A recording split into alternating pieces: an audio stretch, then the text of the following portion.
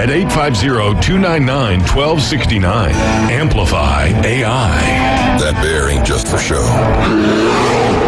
No one wants to deal with a plumbing, electrical, or HVAC emergency. It's even worse when you're not sure what it'll cost, when it'll get fixed, or if someone's just selling you something. When you call Hiller, you can trust our experts to actually solve your home's problems quickly. And with true transparency pricing, you know the price you're told is the price you'll actually pay. Book online now at happyhiller.com. Happy you'll be, or the service is free. Call the Happy Face Truck today. WPLQ Port St. Joe, WGSX Lumen. Powered by Panama City Toyota. ESPN Northwest Florida. We're live and local inside the CBC Construction Studios.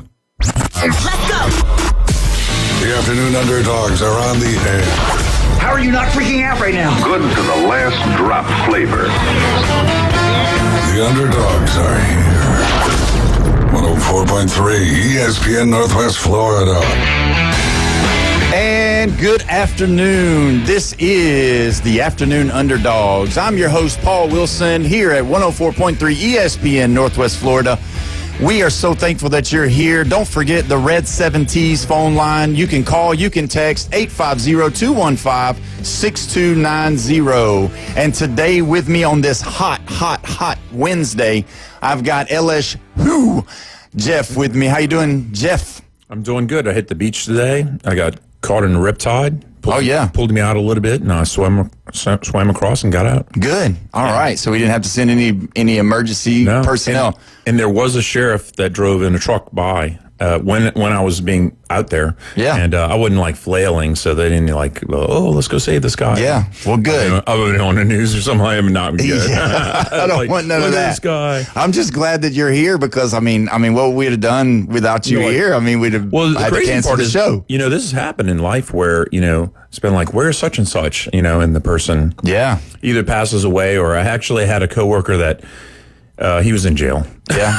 I mean, yeah. It's like, where's Darren? Yeah, Darren's in jail. Darren went to jail last night. But the positive thing is that everybody looked in the hospital first. Yeah, that's good. Yeah, it's always good to check on that. Sometimes it's just the alarm clock. That's what you hope that it's for, but, jail or, other things is really not that good. No, it's not. But we're also joined with Bone Crusher hitting the ones and the twos for us today. How you doing on this hot Wednesday, Bone Crusher? Hey. Good to see you, man. Well, we're going to start this show off with some breaking news. I don't know if you guys saw it or not, but we've got some breaking news. I want to go ahead and say it. Breaking news.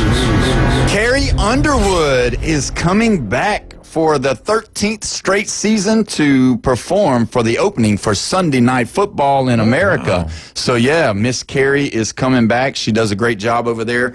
And on to some other news. Breaking just a moment ago, Shannon Sharpe has been let go by ESPN just after 2 weeks after he settled a lawsuit in which his ex-girlfriend accused him of rape.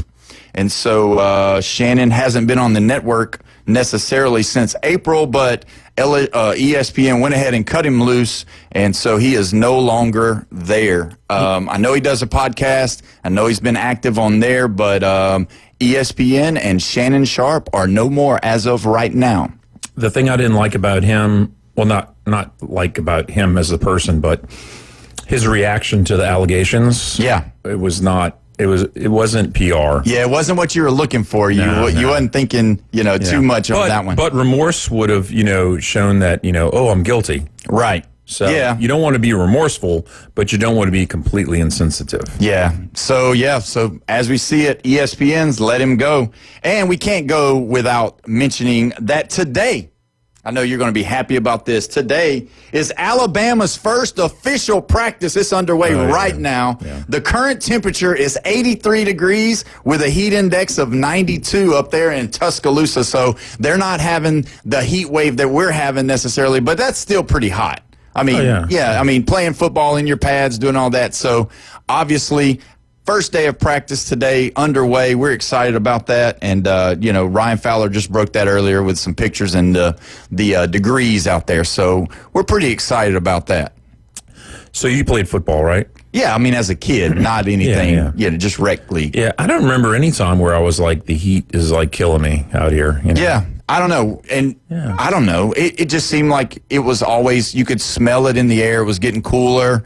But now, I mean, if you look at it right now, though, the Parks and Recs here in Panama City and Panama City Beach, they have started their football practices. Now, you have to do a certain amount of pads practice before you can do it. I think it's like 3 or 4 that you do before you can actually put your pads on. But I will tell you this, the kids now, they're practicing right now today. They'll be practicing today because I think they're doing 3 or 4 days a week of football. See, in Louisiana, we always started in August. It was always August. Yeah. Well, they're starting sooner and sooner. Yeah. One of my coworkers, his son plays, and he was talking about today is his first day in full pads, so they're going to be out there in this hot degrees of weather. Yeah, I had one surprise one time. I grew up with a guy. He lived 3 blocks from me. And we always played football, and we always ran track together. Mm-hmm. And he and I were 2 of the fastest kids, and, we were the fastest kids, period. And, after like 6 years straight of all that, come to track season, and guess what? Where's Brad? Brad wasn't in jail, was he? No, he was not in jail. It's like you're very young, He was not in jail. And he didn't show up, and I was like, oh, that's kind of strange and all that. And he went to Catholic school. I went to public school. Mm-hmm. So football season comes around. Oh, my God. What? He was stacked out. He hit the weights at like 11 years old. Wow. Or 12 years old, 11 or 12. And he was just stacked out. And so it had me at defensive end. They had him at fullback, running back, fullback. And he came around one time, and he just nailed me, and I went flying like 5 yards back, like on my back. Mm-hmm. And everybody's like looking down at me, like saying, "Are you okay?" And I was like, yeah. And then I shouldn't have waited for him, because I waited for him as a defensive end. Mm-hmm. You got to go in and attack, right? Yeah.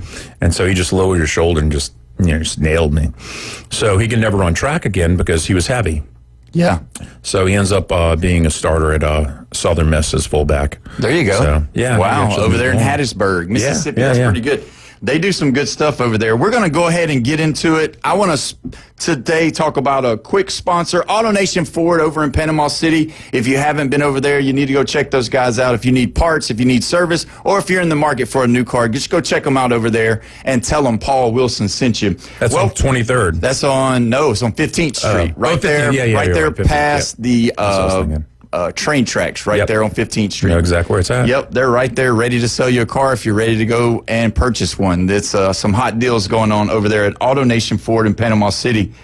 So we're looking at the major leagues. We're looking at the Major League Baseball. And on Monday, I was really, really, really hard on the New York Yankees because I was thinking that with Aaron Judge going out, that they were going to have a really tough time to even make the playoffs, because I felt like it was going to be 10 days longer. So I was thinking it's going to be a 20-day to a 30-day for Aaron Judge to come back. And so they are playing the Rays. They played them last night. They played them the night before, and they lost the first game. And I thought to myself on Monday, man, I really hit this one right. And then all of a sudden last night they won. And so, but I was looking at it today, and, the Yankees gained 2.5 games on the Blue Jays in 3 days and now are only 4 games back. The Yankees have some major reinforcements on the way. Listen to this. I didn't read this, so I didn't really know, but think about this. The third easiest schedule is remaining for the Yankees. Wow. In a tough division. In a tough division. Well, I don't want to say the toughest division, because that Brewers-Cubs thing is going pretty good. Yeah. But at least everybody's picking on the Pirates, Yeah, well, the Brewers, they just went up today, so they're up. Yeah. And so, but if you look at it, last night Max Fried was on the mound for the Yankees, and he threw 6 innings. He gave up 4 hits, 2 earned runs, and he had 9 strikeouts. And that's the key, because with Aaron Judge being taken out of that bat, because the thing is that with Aaron Judge, you've got to know that it's not just the home runs. It's the batting average now. And it's not just the home runs and the batting average. It's just the confidence of knowing that he's going to come up 3 to 4 times a night, and you're always got a shot if he comes to the plate. Obviously, he had a rough World Series, but this year he's been tearing the cover off the ball. I mean, they did the Major League MVP thing today that they did on one of the shows, and they were saying that even though with his injury, he's still in the lead for MVP. Yeah. And so, wow. Even though Cal Riley has hit 41 home runs, the big dumper, even though he's hit 41 home runs, they still believe that Aaron Judge, he's still the guy to beat for winning the MVP. Now, Cy Young is only pitchers. Right. Is MVP only hitters? No, it can be everything. It can be everybody. This is what I have a problem with. 'Cause Okay. pitching this year is unreal. Yeah, well, Tarek Skubal, he's unbelievable. I mean, seems like everything. And then you got to look at Paul Skeens at what he's done. I mean, even playing on that bad of a team, as far as not having the he's a stud. Yeah, I mean, his ERA is under like 2, and that's just unheard of. And then you got the Pirates, unbelievably, they're not scoring any runs. I think he's got a losing record. I'd have to look up at the break, but I believe that he's got a losing record. Yeah, and it's not because of him doing anything. It's just like 5-9, maybe. Yeah, something like that. Because they're giving away runs. Oh yeah. His ERA is what? I don't know. It's like 1.7 or 1.5, somewhere around there. So I mean, let me tell you about what I think about Aaron Judge going out. Yeah. I've seen it time and time again where a star player goes out, and what does the coach or manager do? He talks to the team. Hey guys, y'all got to step up. Y'all got to replace all these hits that this guy's been doing, right? Right. And it's not just the guy who replaces him; it's the whole team. And I going into the playoffs, I like this scenario, and I am not a Yankees fan. Just for the, I am. So I'm not a Yankees fan. I'm not a huge one, but I am a fan. I'm really a fan just because my wife's a fan, though. So so give me some give me some leeway on that one.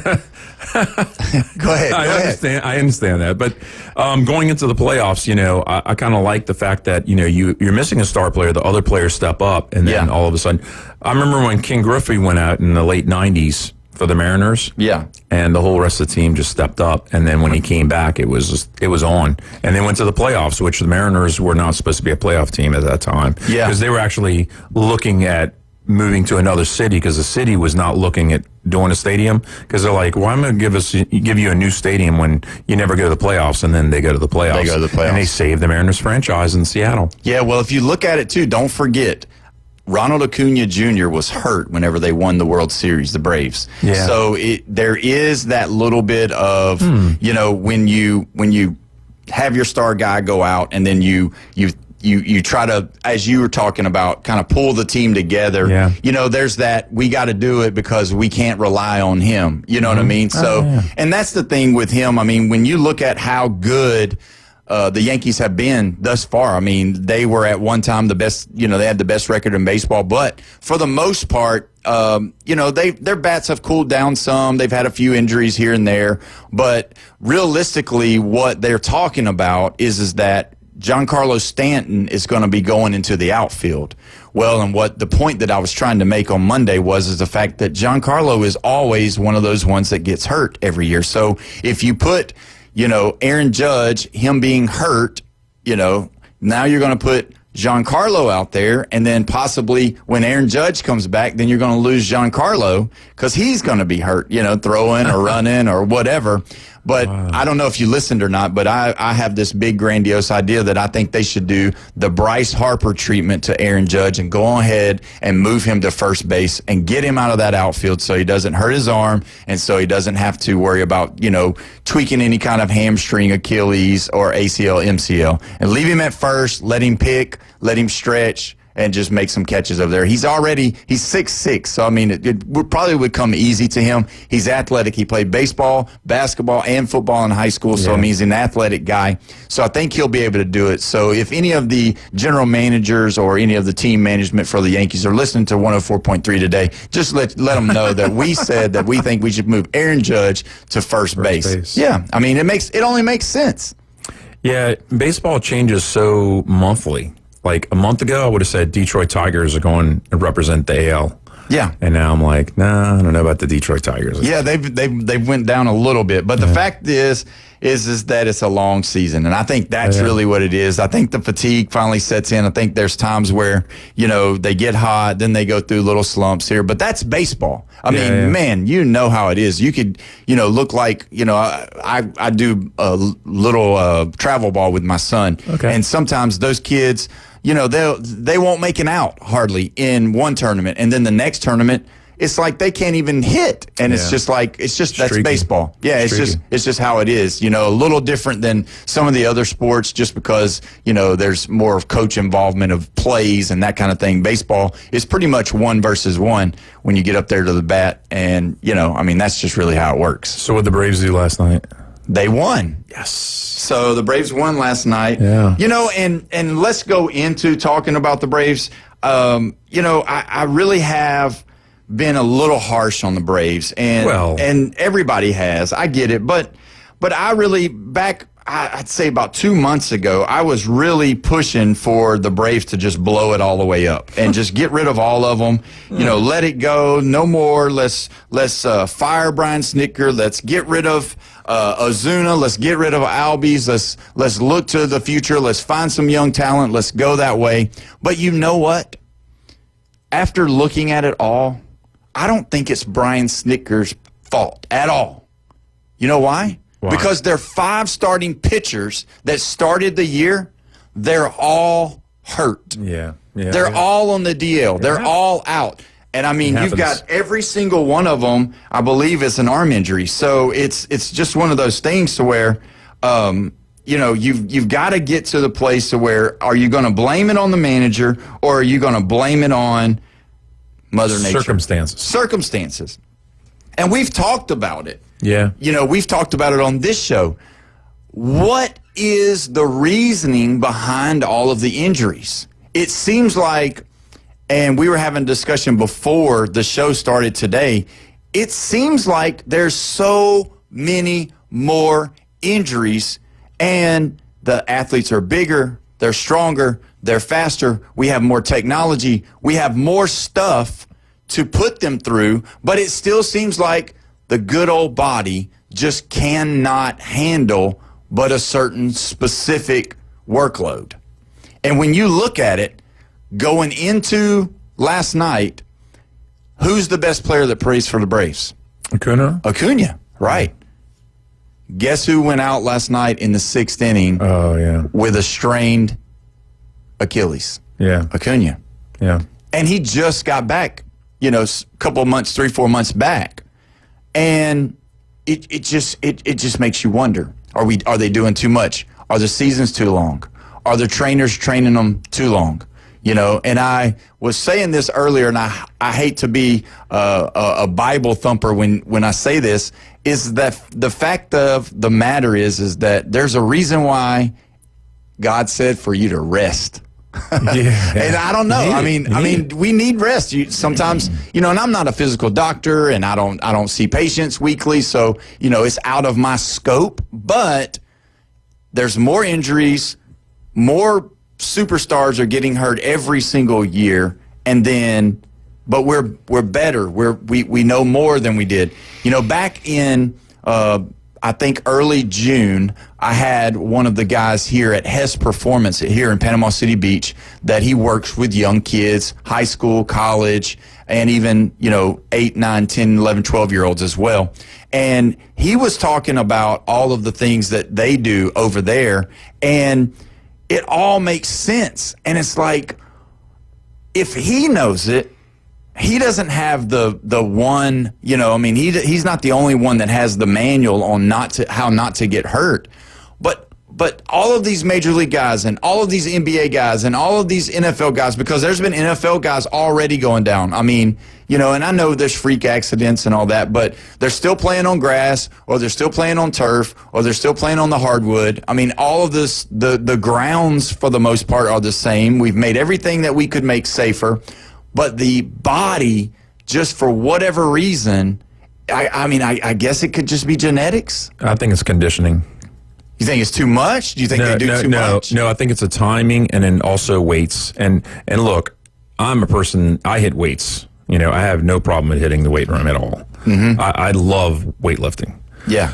But I think it's a combination of the strenuous stuff that they're doing in sports, and then they're hitting the weights. And I don't think there's enough supervision by the team to control all the players, because, they lay off 2 days in a row out of the weight room and stuff like that, right?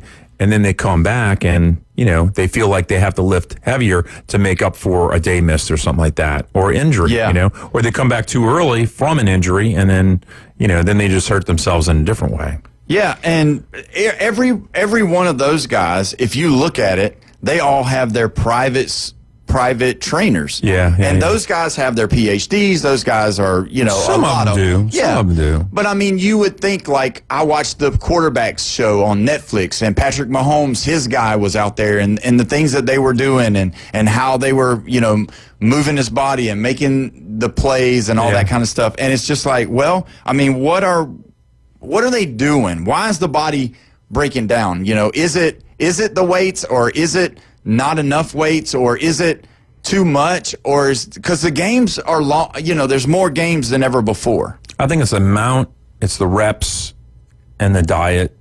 I mean, there's so many different things that are, it's more complex than just, are they doing too much weight, or are they just, or is it the timing, or, what's the sleep that they're getting, because I mean, they're traveling 162 games. Yeah. Baseball's brutal. Baseball is brutal. This heat. I mean, you can't account for the heat. Yeah. I mean, how many domes are there? I don't know. 2 or 3? Maybe 6 if there was. Yeah. But, to answer our question earlier on Paul Skeens, he's 6-8 for the year. 6-8. Okay. Yeah, and just so I said 5-9. And he's probably has to be the best pitcher in the National League, and probably in all of Major League Baseball. Him and Tarek Skubal is probably right there together. But just to and I even asked about him. I said, will Paul Skeens, do you think, will he have an injury? And he's like, obviously you can't know, but he said that the size of the human matters. It does. Who's the guy? I want to say about 68 or 69. He was a Dodgers pitcher. I wasn't alive then. I wasn't either, which is so funny. But I'm thinking of my age again. Second day in a row. We're doing a count. Was it Sandy Koufax? Or? Yeah, Sandy Koufax. Okay, so Sandy Koufax. I mean, you think about his career, it could have been way longer. He overpitched himself. Yeah, but even if you look back at those guys, when you look back at those, they drink. He wasn't a big guy. They drink a beer, smoke a cigarette in the clubhouse, or the stories that they had, and it was nuts. They wasn't going out running stairs before before the season started. Yeah, but the competition now, I think, is, I don't want to say deeper, but there's definitely a lot more competitive people on that top tier, where you only have like 50, 60 stars back then, and now you've got like every team's got 500 guys. Yeah, there's everybody. I mean, there's good players in AAA. Yeah. Oh, yeah. No, absolutely. Yeah. If you make Major League Baseball, or I'm sorry, if you make any type of professional baseball, that's whether it's single A, rookie ball, it doesn't matter. You're an awesome player, regardless. You know what I mean? Yeah. So, or at least glimpses of greatness. Yeah, absolutely. Where they're like, ooh, I put my money on that. Yeah. Well, when we come back, we're going to discuss some things more about baseball. We're going to be looking into what Bryce Harper said to the commissioner when we get back. 104.3 ESPN, Northwest Florida.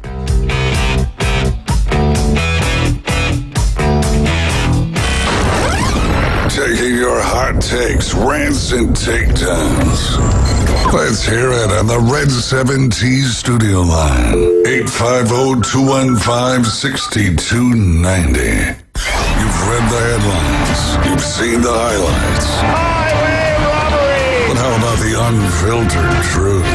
I saw where they're going to allow beer sold at the new sports complex, yet we can't have a cold beer on the beach. Since 2017, 104.3 ESPN Northwest Florida has been the undisputed leader for sports coverage on the Panhandle. If it matters in sports, it matters to us, and it matters to you. 104.3 ESPN Northwest Florida.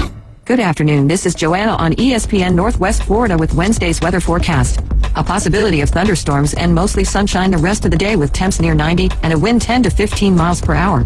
Mostly clear skies tonight, a gentle breeze and a temperature of 83. About the same tomorrow, around 90 with a mixture of mostly sunshine and scattered thunderstorms. Mostly sunny in the early morning followed by scattered thunderstorms Friday and hot around 90. This forecast is brought to you by Ellis Agency Insurance.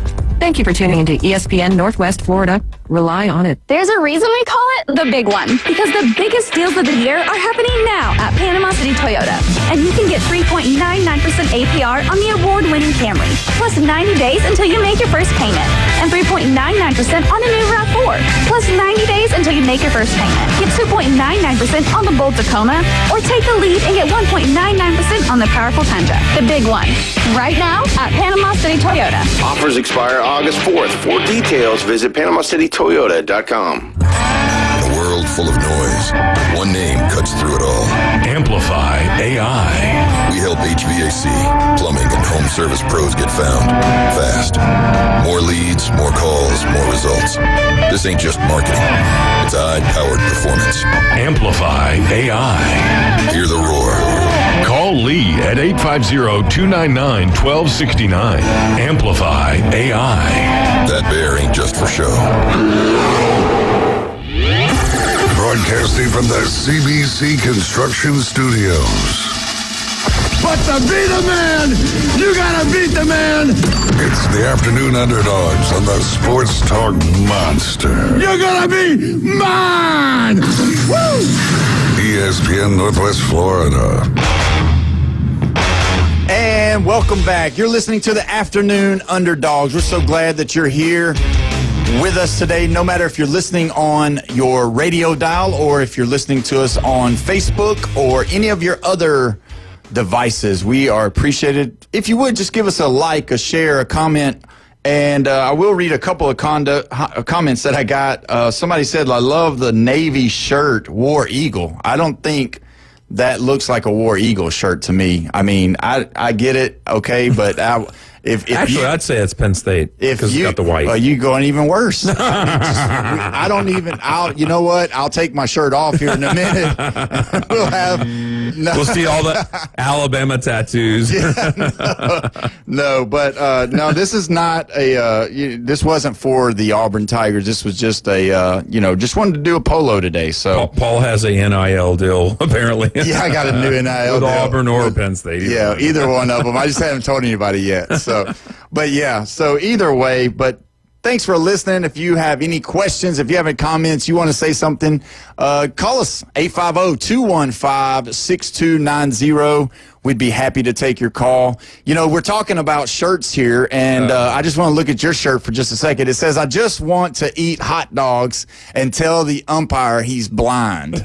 So that's pretty good. I like that one. Now, I do a little umpiring on the side or whatever, and I've had some funny people, because they're hollering. And, a lot of times you just have to laugh it off or let it go, because usually it's hot out there. Yeah. You're trying to, make the right calls. You can't see everything. Sometimes you're going to miss it. Sometimes you're not. You're going to get it right. But, some of the funny, comments and the ones that are, because you're talking about you're getting their babies out, that's that mom and dad's baby. You can't call a strike on him, or you can't say he stepped out of bounds. He caught that ball, and grandma or grandpa, they're out there too, and they're hot and they're mad and they want to win just like everybody else. It's one of those things where I played, I was a coach, and I've umpired. So, I just want to stand there and tell them, hey, guys, I know what you're going through. I feel it. Yeah. But I made the right call. Little Johnny's out. My dad taught me to never, even challenge any of the sports I played in. And then I got married. Mm-hmm. And then she told you what to do from now on. No. She wanted me to be quiet because I'm a loud fan. I don't go to games and just sit there and just spectate. Yeah. I'm yelling my head off, for the team or whatever. But I never yelled or argued with anybody. Come on. You got to be a typical LSU fan. No. Come on, LSU toxic. Fans. I'm not toxic. How do you, that's kind of I don't know. How do you be a LSU fan and not be toxic? Because I think I think it's background. Okay, so we had season tickets in the 80s. I know, before you're born. Yeah. I like it. Now you're sorry. You going to come back tomorrow? So we had season tickets in the 80s. So we sat in the what do you call it? Season ticket holder section. And actually, I made friends with Alabama fans and other fans because they would stick them in the season ticket holder section on it was opposite from the student section. Yeah. And so then I was very respectful. You know, we made friends with other fans of other teams and everything. And then I attended there. And then I got put into the student section, obviously, because tickets were $3 a game. Can you believe this? That's awesome. In 1991. Wow. And you were in college back then? Yeah, 91 is when I got to. Yeah, I know. So 91, I got there to LSU, and we're in the student section, and then I realized how toxic some of the fans were. And, and they were smuggling the alcohol in because it's LSU, right? Yeah. And they were getting liquored up, and then some of them became really belligerent when they started to sober up in the third quarter when they ran out of liquor and our team was losing because Curly Hallman was our coach. Yep. And so that was the lean years. So I went there during lean years. So it teaches you more about winning and losing more because your team's losing, you know? Yeah. And anyway, where was I going to? You said your dad taught you that. Oh, so wait a minute. I get married. My my father-in-law was at my nephew's game, and God, he must have been like 7 or 8 years old. Mm-hmm. And my father-in-law, which is a great stand-up guy, he got into a shouting match with the umpire and calling him blind and just and then just tell him, how could you mess up that call? And he got thrown out of the park. And it's like, you know, little 7-year-olds, you know? Oh, yeah. And my wife was like so embarrassed and everything, you know, but I was like, you know, I know how my father-in-law is, you know, he's a stand-up guy. He's a great guy. Yeah. But he just gets toxic when he feels like, you know, his grandson, because that's what my nephew was, gets victimized, you know? Yeah, and he was a stand-up guy in the parking lot. Yeah. He had to stay there for the rest of the day. That's what he did, because my mother-in-law didn't leave. She sat there and watched the rest of the game. Oh, yeah. And that would be funny if she didn't give him the keys, let him get the air conditioned. You go sweat out there in the parking lot. because it's South Louisiana. That's right. Yeah. It's in the heat, baseball season. Yep. Baseball. You want to be mad? Get mad and sweat down in the parking lot on that blacktop out there. And that's the most mosquito bites I've ever gotten. Is playing baseball? No. Playing baseball in South Louisiana at nighttime. Oh, my God. The mosquitoes just attack you. Well, there's a part in Publix over at the beach. If you go all the way to the back diamond, back there, when it is nighttime and it starts by the trees. Yeah, by the trees, and there's a couple of ponds back there. Oh, yeah. They're just breeding it. They will carry you off. So, for sure, yeah. So I know a little bit about what you're talking about. So, you know, no hatred to umpires. It's just a funny shirt. Yeah, no, it's great. I mean, and like I said, I've seen some crazy stuff. I mean, I've seen, you know, like the parents getting into it with each other, and then, you know, the umpire having to stop the game to get the parents to stop, you know, all of that. Or you've seen dads go at each other. Yeah. Or assistant coaches. Yeah. Against dads. That's and it's unfortunate because, you know, the kids see it all. And it teaches them. It teaches them that it's okay to do that kind of stuff. Right. And because there are more kids now voicing their displeasure with the umpires and referees. I've seen that firsthand, you know, to where you'd have to go over to the coach specifically and say, hey, you know, number 12 over here, you need to calm him down because he's getting a little too much. And then has been times where I've had to walk him to the sideline or say, hey, coach, let's get somebody else. Y'all calm him down a little bit. You know, because, you know, as a little league official, you don't want to throw kids out. You know what I mean? You want them to be taught a lesson. And Bone Crusher's like, throw them out. Right. I mean, get Gramps out of there. What about great grandpa? Has he ever thrown hands at a game? Is great grandpa in the building? Where's he at? Yeah, he's wheeling himself out there, and he's going to go after you. Yeah, I mean, even though I think, look, I'm not trying to boast myself up with it, but Peyton Manning and I think we're very similar in a little bit, not really a philosophy, but how the person's built. He not only liked to win, but he hated to lose. Yeah. And so that can get you very spirited. Yeah. And the biggest story about him when he was young was that he told the coach, he said, you're the reason why we lost. He told the coach that as a little kid. That's pretty awesome. And Archie didn't know it happened until afterwards. And then, like, they're walking away, and he made him go back and apologize to the coach. Yeah. Because Archie was like, not under my watch. You're gonna be a better sportsman than that. And, you know, Peyton always kind of had a little bit of a chip on his shoulder because he was a perfectionist. Yeah. But, But Archie, he raised his kid right. Yeah. Well, if you remember, that's one of the clips from the sideline that I'll never forget was when Peyton and Jeff Saturday, his center, got into it over what they were calling, and Peyton was like, "You let me call the game, Jeff. You just be quiet, Jeff." And I mean, they were in each other's face. And I mean, it was the years that they were winning in Indianapolis. So the passion for sports is crazy. It was never enough. Sometimes because they just wanted multiple Super Bowl rings. Yeah. So when you look at that, this is going to blow your mind.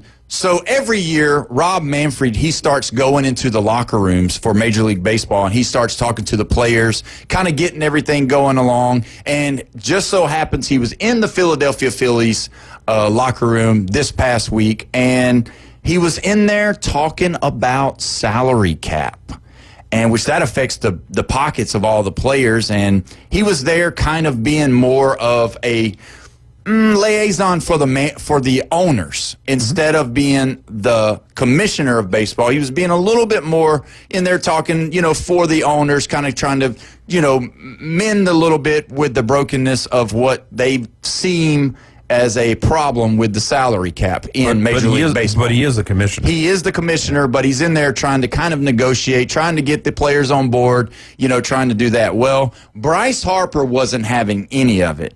It was said that he had his bat in his hand the whole time while the commissioner was talking, and then I heard on commentary that him and Bryce Harper got nose to nose, and Bryce basically told him to leave the locker room in no uncertain terms that you could only imagine. And so it was a really big deal. And, you got to look at it from both sides of the story. I get it. Those guys want to make as much money as possible. But if you look at the other leagues, if you look at the NFL, if you look at the NBA, they all have a salary cap. The Major League Baseball does not have that type of salary cap. So when you look at it, you'll have two teams playing, for example, in the NBA. And the difference in their salaries, usually after taxes or whatever, however things go in that regard, is about $80,000 at the most, sometimes $100,000 in the difference between the two teams. So basically, it's allowing the teams to have parity. It's allowing the teams not to stack one team, kind of like what we saw with the Dodgers last year, and kind of like what we're seeing in college football with Ohio State being the most. And he did that for Ohio State. I don't know why he did that. Thanks, Bone Crusher, for doing that for Ohio State. Yeah. Those guys, they don't deserve that. But anyway, I meant to do that. Yeah. But if you think about the basketball, that's their number. If you look at the NFL, it's about 80 to 60,000 when they play. That's what the salaries are. But when you look at Major League Baseball, you're talking about anywhere from, it can be 200,000, because if you want to see the Dodgers play the Marlins, the Dodgers has got this hefty bag of money that they're paying all of their players. And then you look at the lowly Miami Marlins that are not making hardly anything. I mean, Shohei Ohtani probably is making more than anybody, the whole team on the Marlins, And so that's what they're trying to do. They're just trying to bring parity into baseball to where you can't be like college football and buy your championships. So you see what I'm saying? So that's kind of the deal with this whole thing. That's why, because Bryce Harper is not as you may love him, you may like him, you may not, whatever. He's not dumb. He knows that they're trying to cap their money. He knows that they're trying to pull back on their money. And, it's something for them. It's their money. Nobody comes into work and says, "Hey, will you not give me a raise? Would you give me a D-raise?" If that's even a word, I just made that up. But, can you pay me less per hour? Can I make less today, boss? And that's what he's seeing.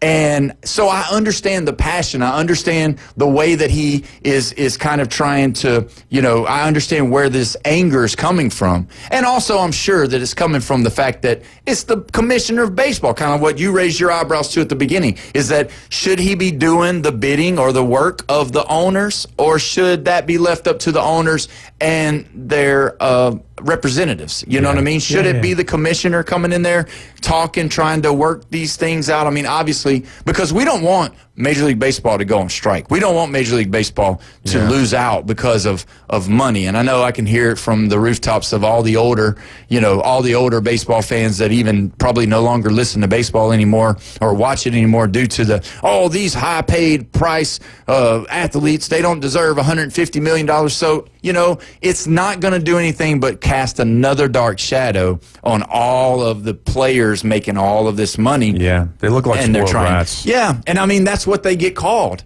People in your age group, they calling them spoiled brats all the time. Yeah. When you think about it. I mean, But then, hindsight, 20 years from now, these guys are going to be like, $130, $120 million, $10 million. Really? Yeah. You have that much money. You can fly anywhere you want at any time, do whatever you want. You can own hotels. You could own beach resorts. I mean, really, what is enough? What's enough? Yeah. So, I don't really think very well of Harper Price. Yeah. Yeah. Well, and you got to think too. Okay, so and I know that this is what it is, but if you look at, I just saw the other day, if you look at the Chargers, they just signed their offensive tackle to a $114 million contract. Okay, the largest. Is that 4 year? I think so. Yeah, 4 year, $114 million. That's the focus. Is the problem is that you see headlines like that, and then they don't say whether it's 4 year or 6 year. You spread it out over those years, and it's like, okay, well, he's only making 19, over 6 years, right, or something like that, Yeah. So I don't want to say I'm a numbers guy, but I am a numbers guy. And I think that it's a bad blemish on sports as a whole when they just throw one big number out there and not tell you what the inner workings are. Like this guy for the Raiders that just kissed the forehead of Christian Wilkins. Yeah, Wilkins, exactly. He played at Clemson. 80-something million was guaranteed in that guy's contract. Yeah. And he's not filling out gone. the last 2 years of his over. contract. And guaranteed money. And that's really where I think for the athlete is their guaranteed money. But getting back to real quick before we take a break with the Chargers, that offensive tackle, with all of the taxes, with all of the things that he has to pay, and he's in California. Yeah. So that money turns out to only be like $14 million a year. And I know for the average person, I sign me up. $14 million's great. I'll take it. But when you think about it, making $114 million and then having it sliced and diced with all of this, and everybody's taking their bid. It is a little lower. It is. But so I mean, I get it. But as a fan, as someone who talks about these sports, I want them to keep playing. So I hope that they can figure it out. I hope that they, that the cool heads will prevail. And I believe they will. I believe it'll work out. But, I just thought it was crazy to know that that's how far apart some of the stars were with the commissioner, because that's a big deal, because he does this every year. He comes into all of he visits all of the games. And so he goes into the locker rooms and he, kind of does public relations, and this public relation didn't go too well. I think it was really bad. So, I mean, when you think about it, it's got to be fixed, because we got to have baseball. We can't not have baseball. I mean, that's the number one thing when football's gone is baseball. I mean, NBA, okay, hockey, okay, but we got to have baseball. I mean, millions upon millions of people are depending on Major League Baseball in the summertime, in the springtime, right? Yeah. I mean, I am. Your shirt is. I mean, that's the way it is. We got to have umpires. We got to have the kids playing, and that's what they're playing for, is to get in Major League Baseball to earn the Major League money. And that's why Latin America plays more baseball, is because it's so cheap. Yeah. I mean, a baseball bat, a glove, a ball, bases, some dirt. Yeah. I mean, just play. It's pretty cheap to have baseball. Yeah. Well, we're going to go to our next break, and when we come back, we're going to start talking about some NFL, the National Football League, when we get back at 104.3 ESPN Northwest Florida.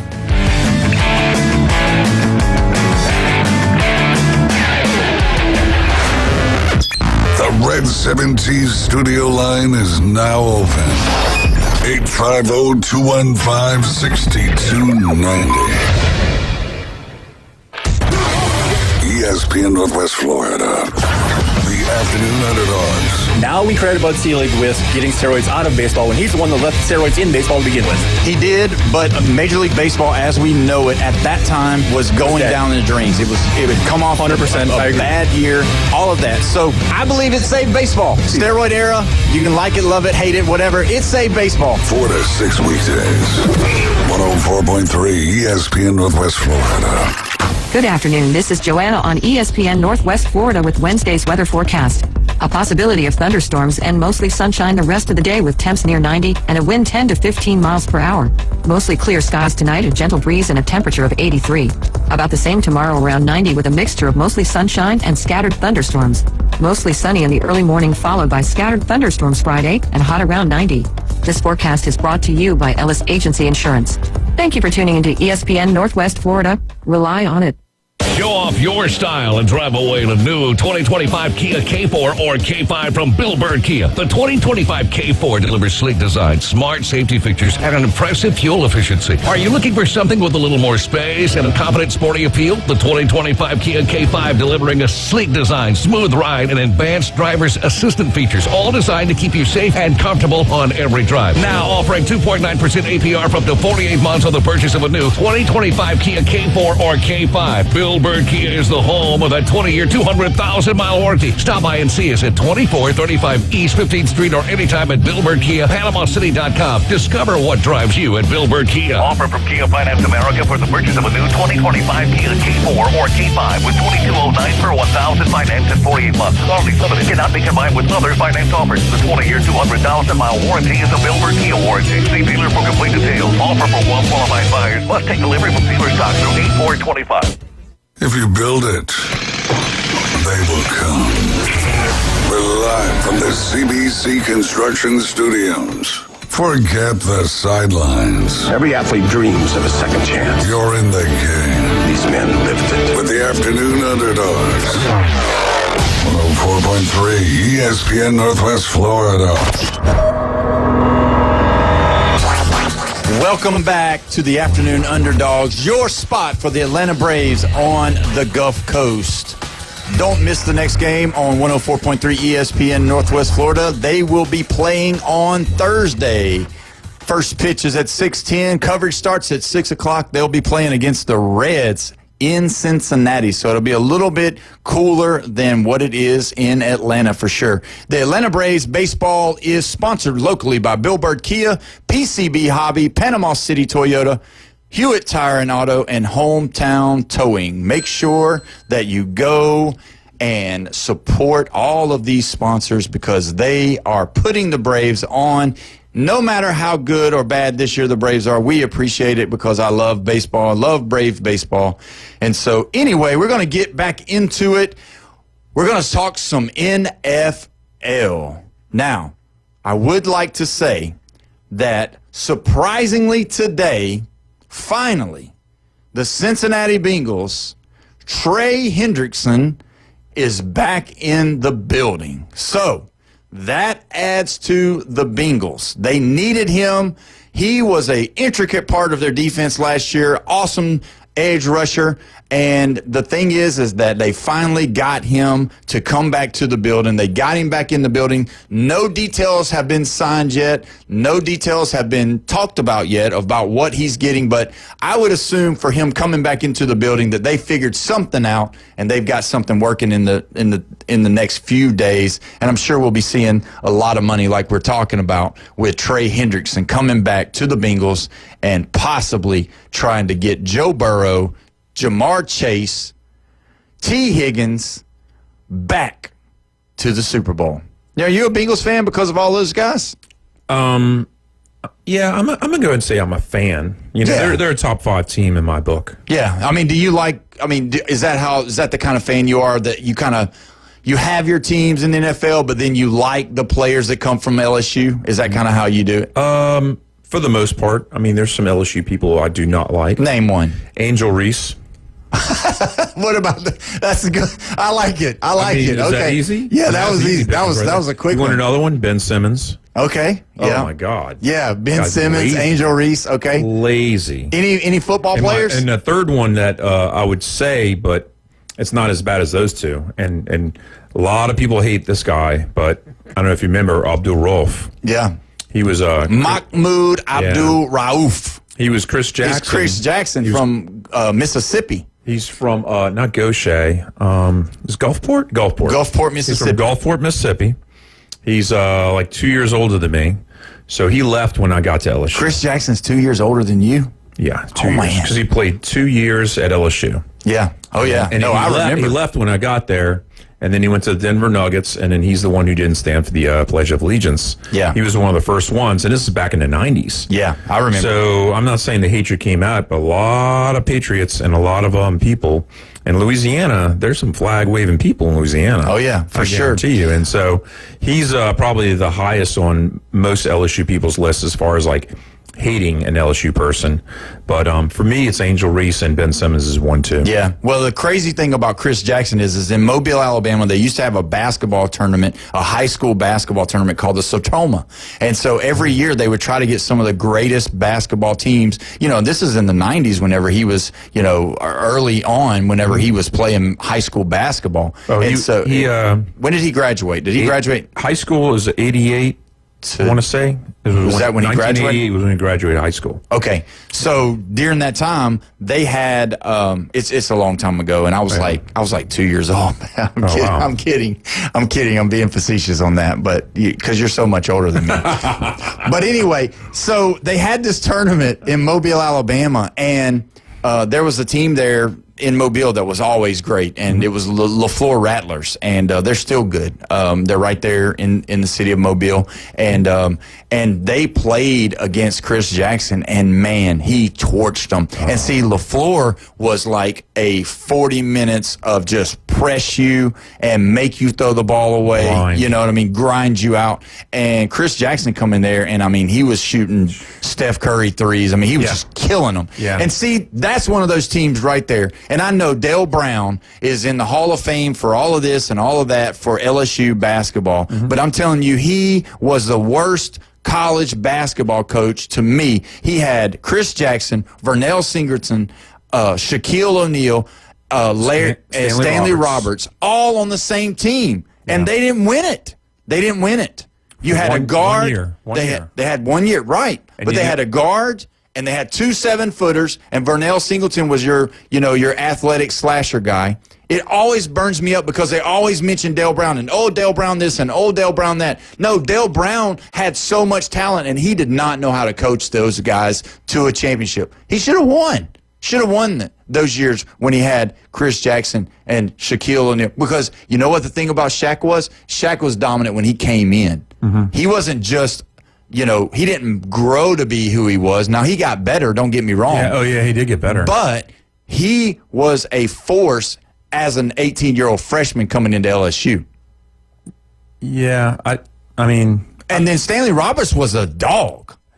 Actually, I think Stanley Roberts was right there with Shaq. At that time. The 1 year that they were together. At that time. Yeah, he was a dog. So, he played. I'd go and say that Shaq, the next year, he was 30% better than he was that freshman year. Oh, yeah, for sure. Yeah, he got better. Yeah. And then they started Shaq-a-hack, where they would foul him on purpose. Yeah, started making him shoot from the line. So, but anyway, that's enough. You know, with you being here all the time, we're kind of, all of our conversations, for whatever reason, either go to Louisiana or turn into an LSU conversation. So, I don't know. Yesterday it was Bama, Florida State, like all day. Craziness the whole time.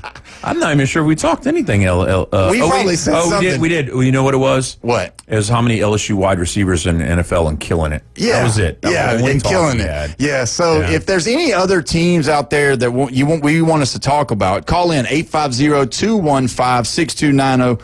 on the Red 70s phone line. So we're going to jump into this. Except for Auburn. No, I'm joking. No, Auburn can call in. We want to hear Auburn fans, I'm too. I'm joking. I got cousins that love Auburn. I mean, they love them, man. They you know, so whatever. They can love who they want. No, I'm picking on it because I have a guy at work. He's a super fan. Yeah, is he? You get him come visit or get him to call in. But let's get talking about this NFL. So we're going to talk about the Jacksonville Jaguars. With them being a Florida team, we're going to dive into them just for a little while before the break.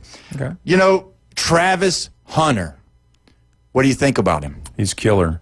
But the problem is he's going to overwork himself and he's going to grind himself out. He's going to burn out. Think so? He had a conversation just yesterday about he wants to play every play. You know, he does not. He wants to be nonstop. His brain is telling him that he can do it, and his body's going to give out because these guys are not just fast in the NFL; they're bigger. Yeah, and he's going to get pounded out. Colorado, who did they play last year? Right. No, you're right.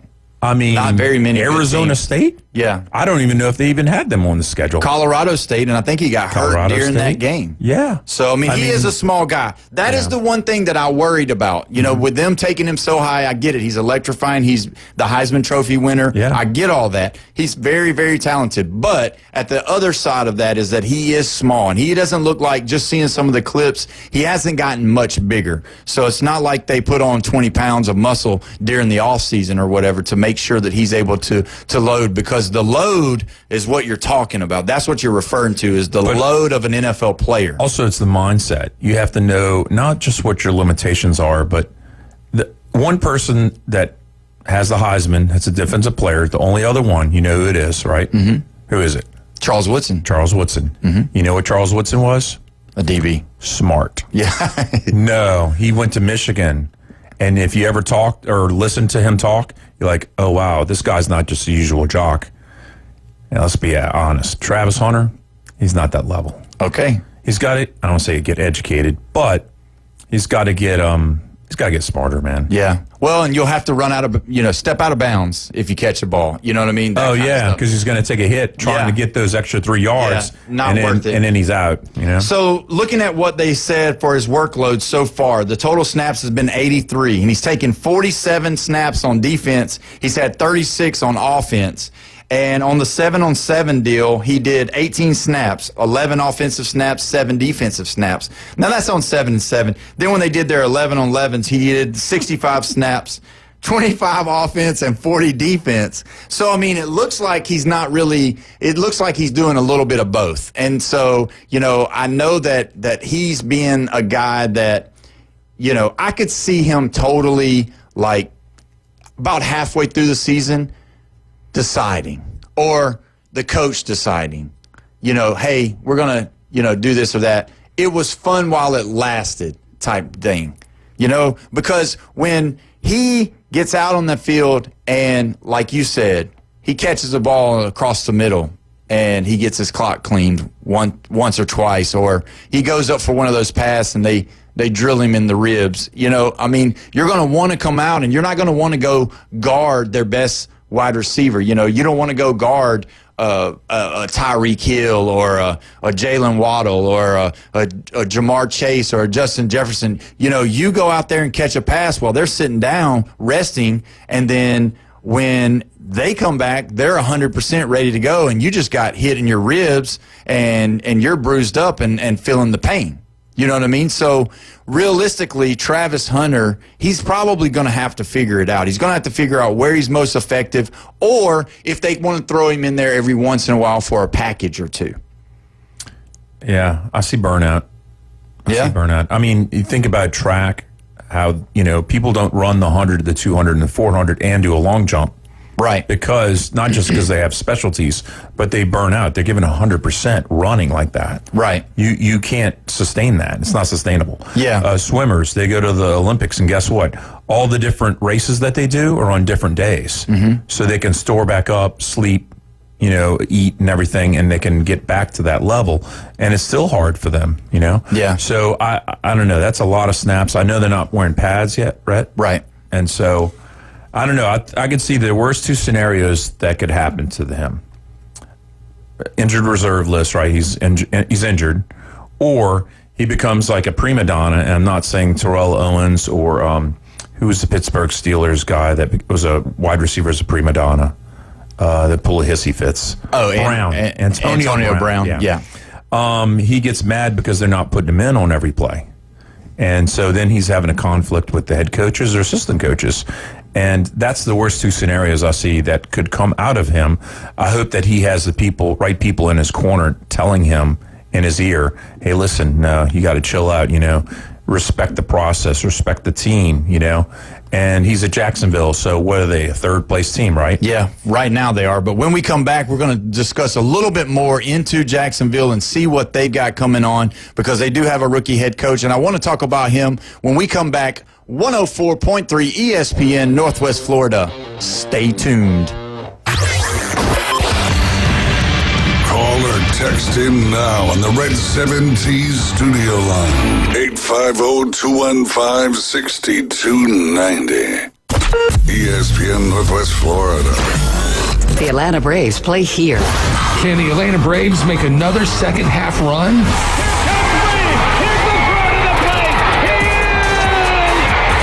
Can history be duplicated? Is this happening? It is! The Atlanta Braves are world champions! This is why we play the game. Press them on the run! Yes!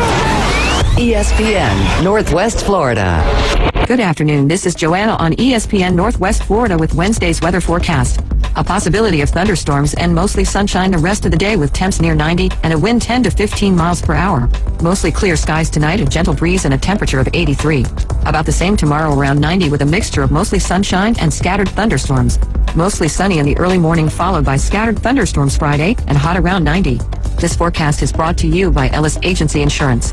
Thank you for tuning into ESPN Northwest Florida. Rely on it. Lone Star Boil House and Sports Bar, where the locals go for the best boiled seafood around. Crawfish, shrimp, red royals, and everything crabs. Watch almost every sporting event in the country on their huge outdoor jumbotron. Follow them on Facebook to stay up to date on weekly events, live music, and food and beer specials. Lone Star Boil House and Sports Bar, your home away from home for sports, good times, and great food. The best boiled seafood. Lone Star Boil House and Sports Bar, 320 West 5th Street, downtown Panama City. WGSX Lynn Haven, WVLQ Port St. Joe. Powered by Panama City Toyota. ESPN Northwest Florida. No one wants to deal with a plumbing, electrical, or HVAC emergency. It's even worse when you're not sure what it'll cost, when it'll get fixed, or if someone's just selling you something. When you call Hiller, you can trust our experts to actually solve your home's problems quickly. And with true transparency pricing, you know the price you're told is the price you'll actually pay. Book online now at happyhiller.com. Happy you'll be, or the service is free. Call the Happy Face Truck today. If you build it, they will come. We're live from the CBC Construction Studios. Now back to the Afternoon Underdogs. This 53-man roster is stupid. Where it's halftime all the time. Raise the rosters, you cheapskate owners, and get that done now. The Afternoon Underdogs. ESPN Northwest Florida. And welcome back. You're listening to the Afternoon Underdogs. I'm your host, Paul Wilson. So good to have you joining us on this second hour here at 5 o'clock. Some of you just got off work.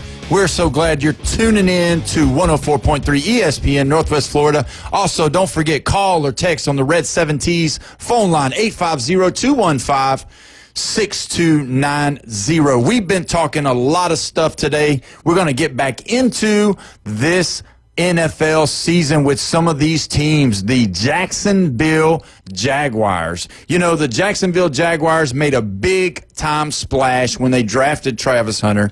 And when they got him, I believe the city energized, the fans energized. And that's good because that's really what you want. You want to bring your fans on because my man, Trevor Lawrence, has been utterly stinking it up. Trevor Lawrence, sunshine as they call him, has not been too sunny. He's been cloudy with a slight chance of thunderstorms over there in Jacksonville. He's been really bad. And, I mean, the thing is that they brought in the new coach. Now, the new coach is Liam Cohen. He is the former offensive coordinator for the University of Kentucky Wildcats up there in Lexington, Kentucky, which is where I used to live. So I've seen his body of work with some of them. He's produced some of the talented wide receiver by the name of Wan'Dale Robinson.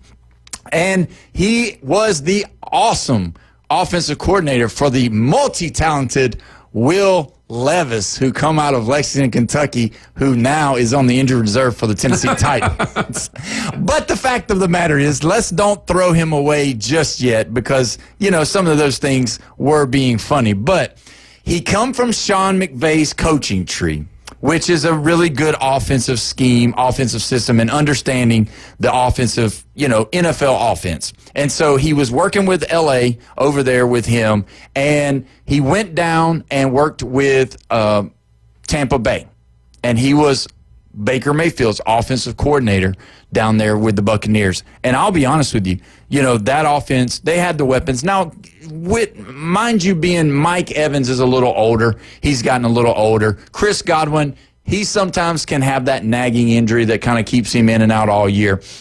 But he did really good with the Buccaneers when he was there. And so with all that, with him being in Kentucky, with him being with the Bucs, with him being with the Rams, I will just say I think that the guy's going to do good. I don't know if Sunshine is going to do anything, but I do think that Liam Cohen will do pretty good because, you know, to me, the offenses of the NFL has kind of taken over. I get it. There's games, even the Super Bowl. When you look at the Super Bowl, obviously you got to look at the defense. Philadelphia played defense. They didn't let Patrick Mahomes step up. They didn't let him get comfortable. They were putting pressure on him. They didn't have to blitz the linebackers because the front defensive line was able to cause pressure early in the game and cause him to make some bad throws. So defensively, you don't really see that until you get to the playoffs. The NFL is an offensive league, and I think Liam Cohen is one of those guys that'll be a good fit for them down in Jacksonville. Now,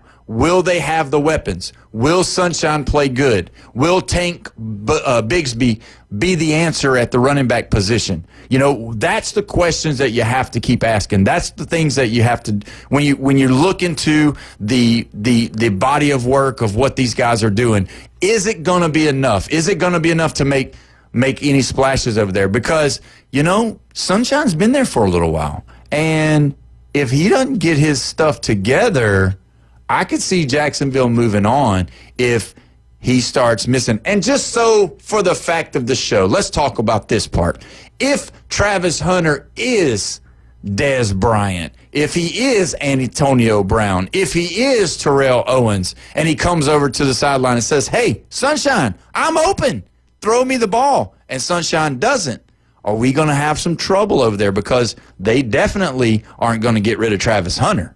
Mm-hmm. And then the new coach coming in, you know, it always ceases to amaze me when a new coach comes in and that's not his guy. Yeah. That's not his guy. If you look at Brian Daboll last year with Daniel Jones, he didn't treat him like he was his guy. He was bad. I understand. He made some mistakes. But at the end of the day, he wasn't Brian Daboll's guy. And so Liam Cohen, Sunshine is not Liam Cohen's guy. And so I don't know. I'm not a Clemson fan. I don't like Clemson. I don't like Clemson at all. And we know why I don't like Clemson. It's that ugly orange. I don't like it. It kind of reminds me of Tennessee. But it's that ugly orange. But it's also some of the things that they did in the college football playoff against my Alabama Crimson Tide that I still get bitter about and I still get upset about and aggravated about. And so I don't want to talk about that. But I don't like Sunshine. I'm not a big fan of his, and I believe that he was all smoke without the fire. I think he ran the ball in college a lot. When they needed him to make a big play, he would make a big run, and that caused them to win a lot of their games, and you just can't do that in the National Football League. All right, I like Trevor Lawrence, and I think that a lot of people put him in the top 10, around number 10 as far as best quarterbacks in the league. He's definitely top 12. So if there's no way. No. There's no way. How do you think he hasn't how many games has he won? I'm just saying, let me ask you a question. On just his arm talent. Let me ask you a question. Is it Justin Herbert? Yeah. Okay. He hasn't won a playoff game, right? I don't think so. Trevor Lawrence was down, 3 touchdowns versus him? And came back and beat him in the playoffs. Yeah. So you would pick Justin Herbert over Trevor Lawrence? Yes.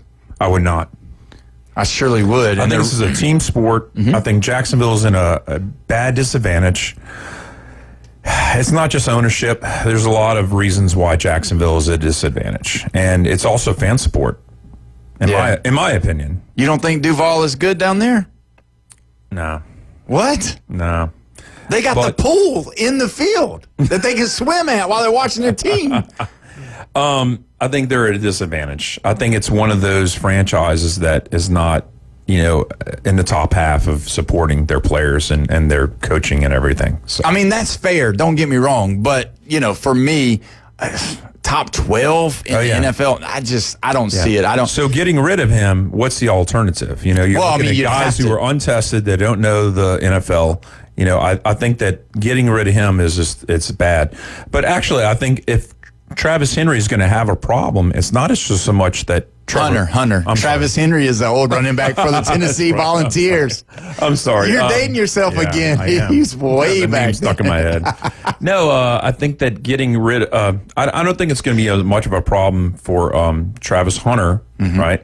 That Trevor Lawrence is not throwing to him enough. I think it's going to be the offensive coordinator and the head coach and everything not putting him in the plays. Yeah. As much because, he's just going to burn out. You can't have a guy in the fourth quarter, one of your star players, basically be just winded. Right. Yeah, and that too heat. Many snaps. And early on in the year, the heat's going to be a factor. I mean, that's going to be, it gets hot down there. I mean, even in September, even in October, it can be hot on them day games at 12. Yeah. Yeah. I think I looked at their schedule too, and the first 4 weeks are actually very helpful for the Jaguars. So they have, they're at Carolina. I'm sorry, they're at home against Carolina. Carolina is on the rise. Just go ahead. Yeah, go ahead. Jacksonville's going to beat Carolina in week 1 in Jacksonville. Okay. Got to turn around and go to Cincinnati. Okay. Possible loss. So it could be 0-2 going into week 3. And I'm not saying this is a must-win, but in week 3, at home against the Houston Texans, that's a division game. Yeah, and that's a loss. I don't know. C.J. Stroud, he had the sophomore slump. I get it. Yeah, sophomore slump. Okay, and then week 4, it's at San Francisco, who's been kind of an iffy team. They're in first place. They're in last place. They're in first place. They're in last place. Pick which one you are. Yeah, and they win on defense. Yeah. And then week 5, they're going to get a rude awakening at home versus the Chiefs. Yeah. So I'm just saying, I think they actually could be 3-1 going into the Chiefs, and then they're just going to get slaughtered. Yeah. And then the whole season's going to turn around in that 1 week. Well, and see, you got to think. I think the total opposite. I'm on the other end of the spectrum. I think you could possibly see an 0-3, 0-4 all the way through. If Carolina is as good as they are talking about them going to be, they're getting better. As you saw them last year, they got better at the end of the season. They started doing some things better. I think they grabbed a free agent. I'm not 100% sure. We'll do them this week at some point or next week. But they've got a quarterback at Carolina by the name of Bryce Young from the University of Alabama, and he had some growing pains himself, but I think he's starting to figure it out a little bit better. And but I'm just saying, out of all of that, I'll give you Carolina, but there's no possible way I could see them beating the Bengals. Yeah, there's on the road. On the road. I do not believe they can beat the Texans. I think they beat the Texans.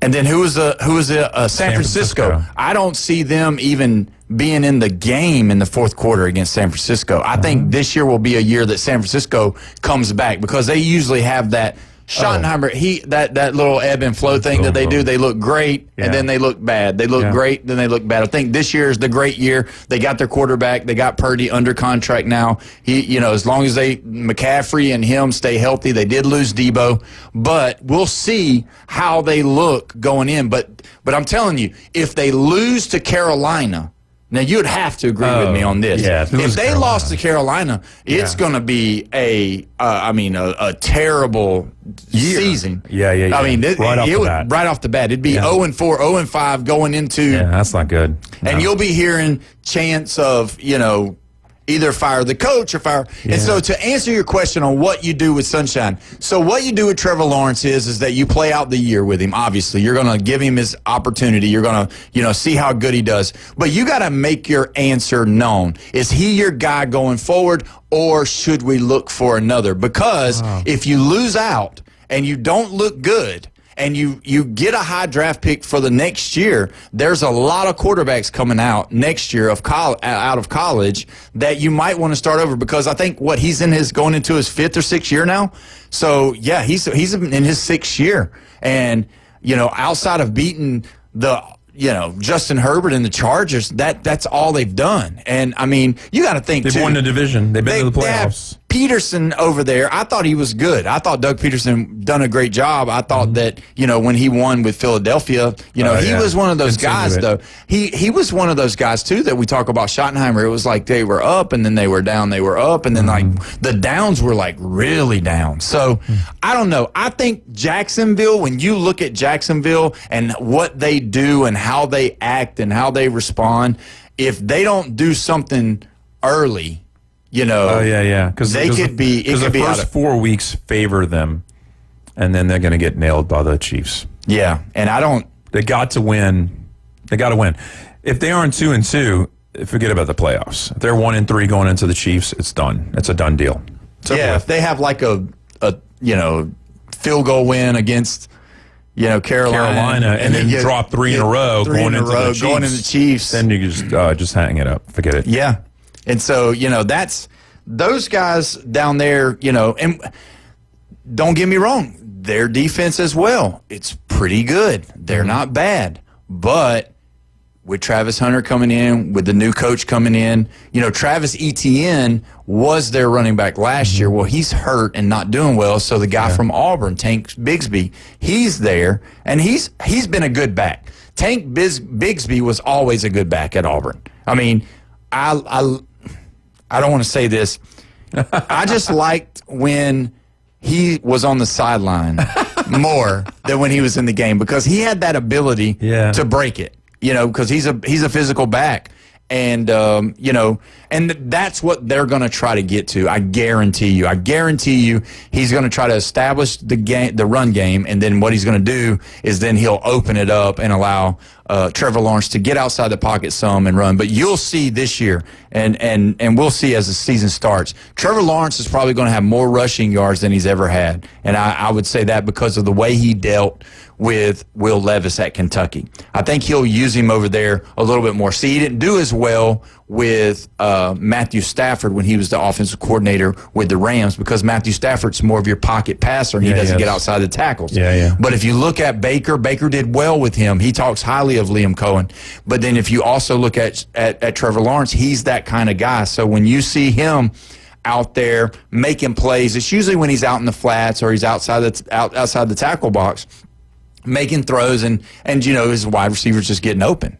But if they don't beat Carolina, or if they just barely beat in Jacksonville, it's just and that's the worst week to pick a gamble on the NFL is week 1. Yeah, because you don't know what anybody's got there. Every year it's like what just happened, you don't. You don't really know what you got. So I mean, when you got those guys coming in town, and then you talk about the Houston Texans, I mean, is C.J. Stroud going to come in there and light them up? Because I don't think Tank Dell is back, right? Yeah. I don't know if he's back. Joe Mixon's hurt. He's their 1,000-yard rusher from last year. Yeah. He's hurt. So possibly you could go limping in there and beat them at home. But, to me, out of those 4 games, you possibly could beat Houston. There's no way you beat the Bengals. I don't know. And there's no way you beat San Francisco. And then you're definitely not going to beat Kansas City. Wow, this is a lot. Yeah. This is a lot. This is a lot. I don't know. I'm not saying this is the most we've differed ever. Yeah. I mean, we've only been talking for 2 days. Like, I know you so well. Yeah. But no, for these 2 full days, this is the most that we've differed, I would say. Yeah. Because you're saying 1-3, maybe 0-4, and I'm like 2-2. 2-2. I think they're going to be 2-2, and they're going to get a wake-up call versus the Chiefs, and then their whole season is going to tank. Yeah, but are you in agreement though that they're going to have? I mean that they need more help. Is that the answer? Depth. Yeah, depth is one thing. But I think Trevor Lawrence is going to be there next year. Yeah, as their quarterback. Yeah, and he could be. Yeah. You know, he could come out and have a great year in that style. And do I believe that they're going to give him, because I think his contract, I think he's got at least 3 or 4 more years on his contract. So it wouldn't surprise me if they were to go out next year, instead of getting rid of him, if they were to go and find, you know, one of the wide receivers again, or if they were to get, you know, a running back, not in the first round, obviously, but, you know, some more offensive help, maybe a tight end, something like that. You know, it'd be curious to see what they're going to get, because when you look at it, he doesn't, I mean, can you name anybody else besides Travis Hunter? And before today, did you even know Tank Bigsby was their running back? No. Okay. And he's no Leonard Fournette. Do you remember Leonard Fournette? Yeah, what does that mean? Well, he was a explosive, unbelievable back for the Jacksonville Jaguars. And, you know, now he's out the league. Yeah. His career didn't last. Right. For what he did for just a few years was pretty phenomenal. If you saw him, what he did at LSU, you're like, wow. Against who? Alabama. No. Actually, no, you know what? He had one good game against Bama, and he had one horrible game against Bama. Because they shut him down. It's like they focused on him. They shut him down. Yeah, you don't walk into a hornet's nest right now. No. Yeah, because I remember that one game where they just honed in on him. They even put him. This is all you're bringing? Yeah, we're just going to kill Fournette. They put him at the kickoff return, and Reuben Foster about took off his head. I don't know if you remember that or not. But I think he almost made him quit football. I mean, for real. And there were games where Leonard Fournette was like 200+ yards. Yeah. In college. No, he was. Yeah. No, he was a stud. He was a stud there, just not against Alabama, and I loved it. I mean, I remember this game so well, and I just love talking about it because it just makes me feel so good about that Alabama defense. They were something special that year.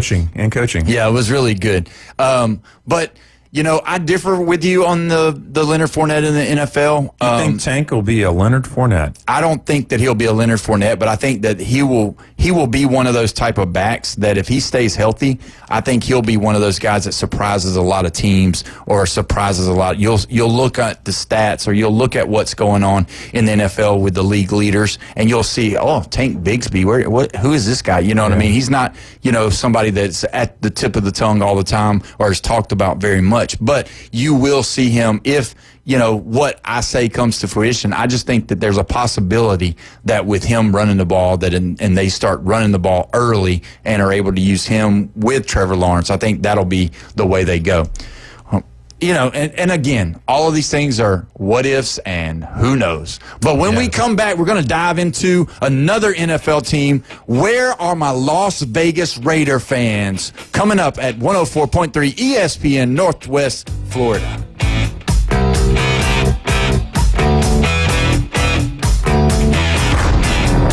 Get in the game. Call or text us now on the Red 7T studio line. 850-215-6290. ESPN Northwest Florida. The Dan Patrick Show. I got this on good authority from somebody with the NFL. The 18th game is basically going to be a complete TV package of you have the international games. Every team will have a home base outside the United States. That's how they want to grow the game. It's the Dan Patrick Show, weekday mornings from 9 till 11. ESPN Northwest Florida. Good evening. This is Joanna on ESPN Northwest Florida with Wednesday's weather forecast. Mostly clear tonight with a low near 83 and a wind 5 to 10 miles per hour. Possible thunderstorms and mostly sunshine tomorrow morning, a gentle breeze and a temperature of 88. About the same in the afternoon and evening, around 88 with possible thunderstorms and sunshine. Mostly sunny in the morning and then likely thunderstorms Friday and hot around 88. This forecast is sponsored by Mid-South Lumber, the best little lumber yard in Panama City. Thank you for keeping that dial at ESPN Northwest Florida. Rely on it. Tired of boring merch and want your brand to stand out like the big names? Elevate your look with Red 7 Tees. They don't just print shirts, they create bold identities. They are a veteran-owned custom apparel shop providing the kind of detail that turns heads, using high-quality digital printing and embroidery to give you that unique style you love with no minimums or cookie-cutter designs. From small business to sports teams, if you've got a vision, they'll help you wear it proudly. Visit red7tees.com. PCB Hobby, the beach's premier hobby store for sports cards, comics, coins, and trading card games. PCB Hobby carries the largest selection of boxes and packs from the latest releases of brands like Topps, Panini, Leaf, and more. Looking for a specific player or team? PCB Hobby has a wide assortment of raw and graded cards. They carry parallel rookie, game used, and autographed cards in both modern and vintage. Have a collection you want to sell? We buy, sell, and trade. PCB Hobby on Back Beach Road, just east of Florida Linen. Call 850-320-8388. Transmitting from the CBC Construction Studio. The mission? Your mission, should you decide to accept it. Save the panhandle from boring cookie-cutter radio. Now back to the Afternoon Underdogs. The state will self-destruct in 5 seconds. 104.3 ESPN Northwest Florida.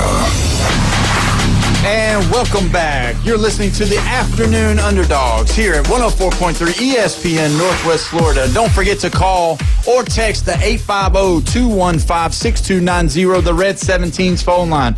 And actually, right now, we got somebody that has text the Red 17's phone line, and I'm going to read it to you, and I want to see what you think. Trevor had a lot of talent around him in college at Clemson, but he looks to be on his way out in Jacksonville, especially if him and Travis don't mesh well. He's always been overhyped since coming out of high school in the good old state of Georgia. Is he 6'5" or 6'6"?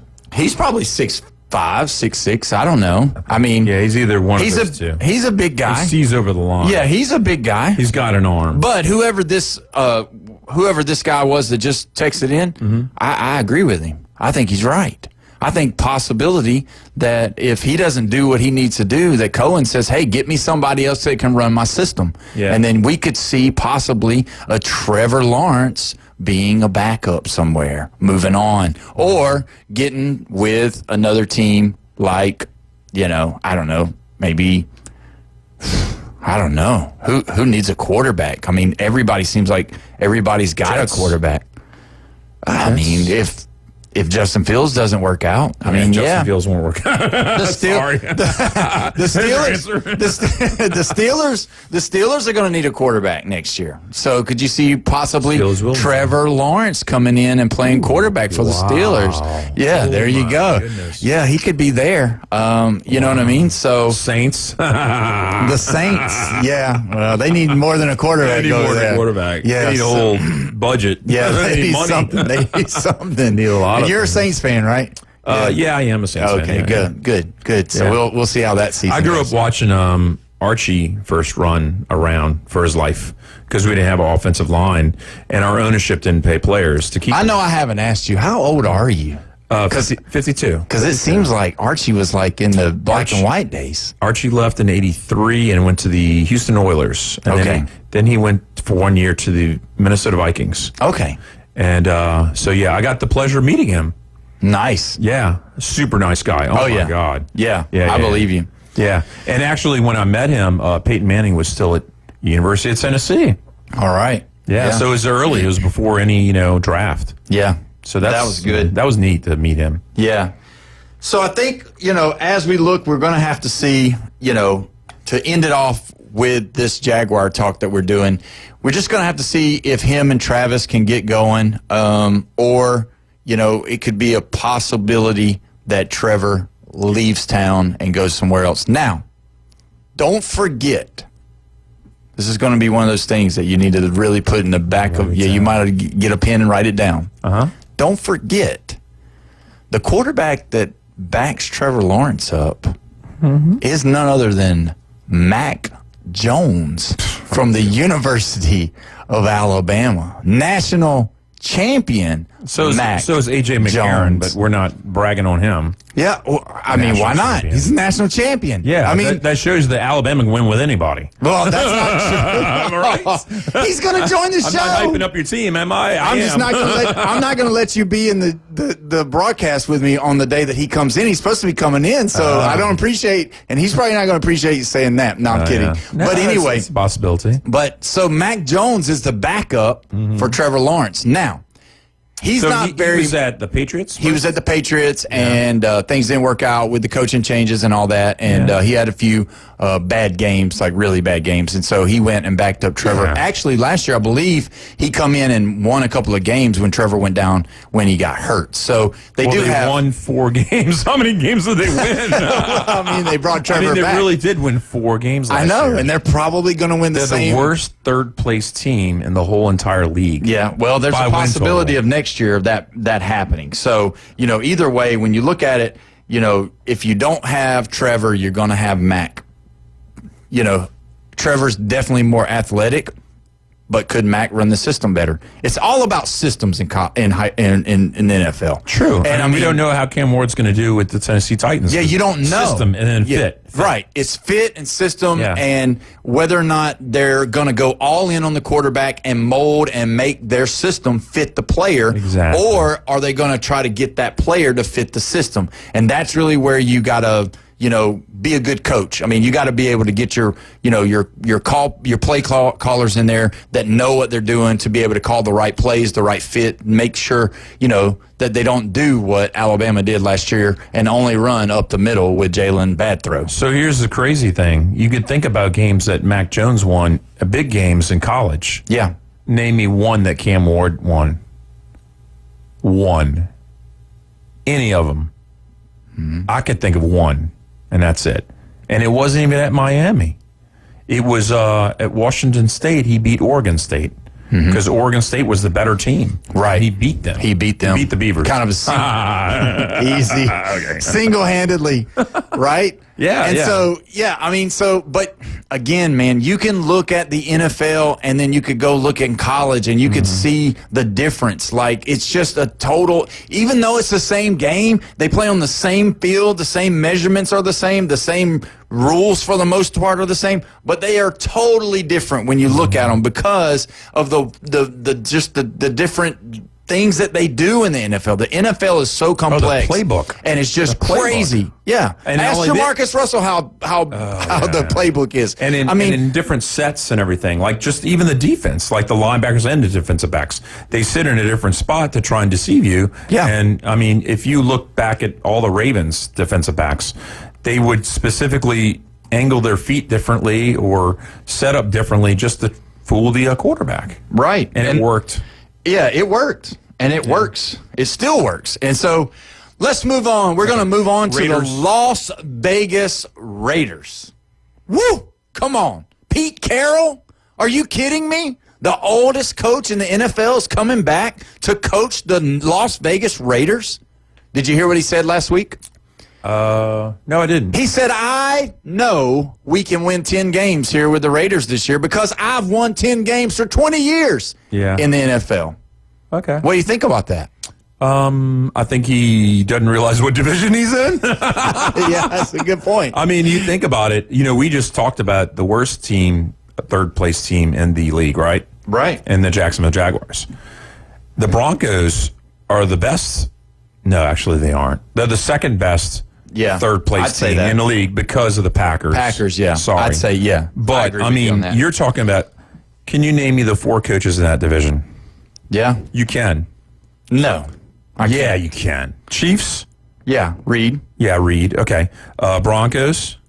Your boy, Sean Payton. Sean Payton. Okay. Raiders is Pete Carroll. And the Chargers is? Jim Harbaugh. Jim Harbaugh. Yeah. I mean, all these guys have a trophy. Yeah, all of them. Jim Harbaugh is actually a losing Super Bowl, but he has a college national championship. He cheated. So keep going.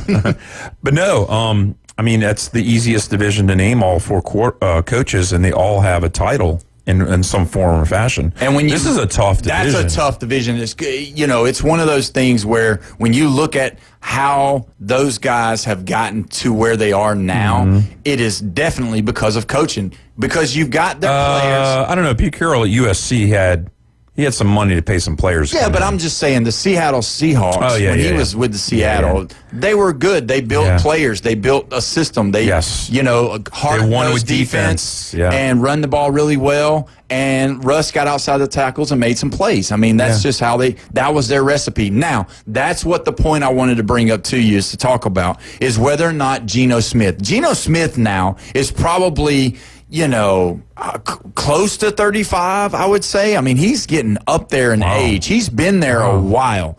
Since coming from West Virginia, I mean, do you even remember when Geno was playing? I mean, you do, yeah. I do. But I'm just saying, that's been a long time ago. And he had some good years in Seattle. He had Tavon Austin over West there Virginia, at West Virginia. And that was a stud. Yeah, that guy was crazy. Yeah, he was good, fast. He could get open. So Geno Smith he's better than Justin Fields. Yeah, he has talent. I mean, I think he's actually sat in that pocket and learned things from people who tell him stuff. He's coachable. He's trainable. If you look at Geno Smith, because he started out with the Jets. Yes.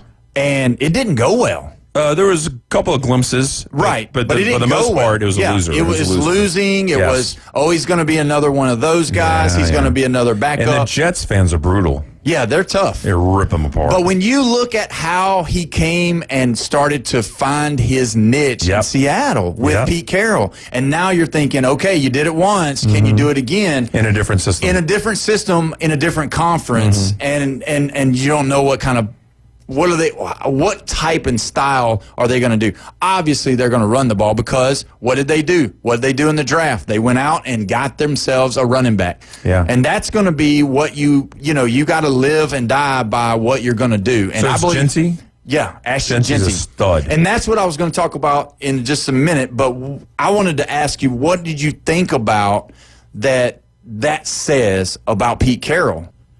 I think it says by drafting Genty is the fact that he's trying to establish that we're going to run the football, because you never saw Genty catching many passes.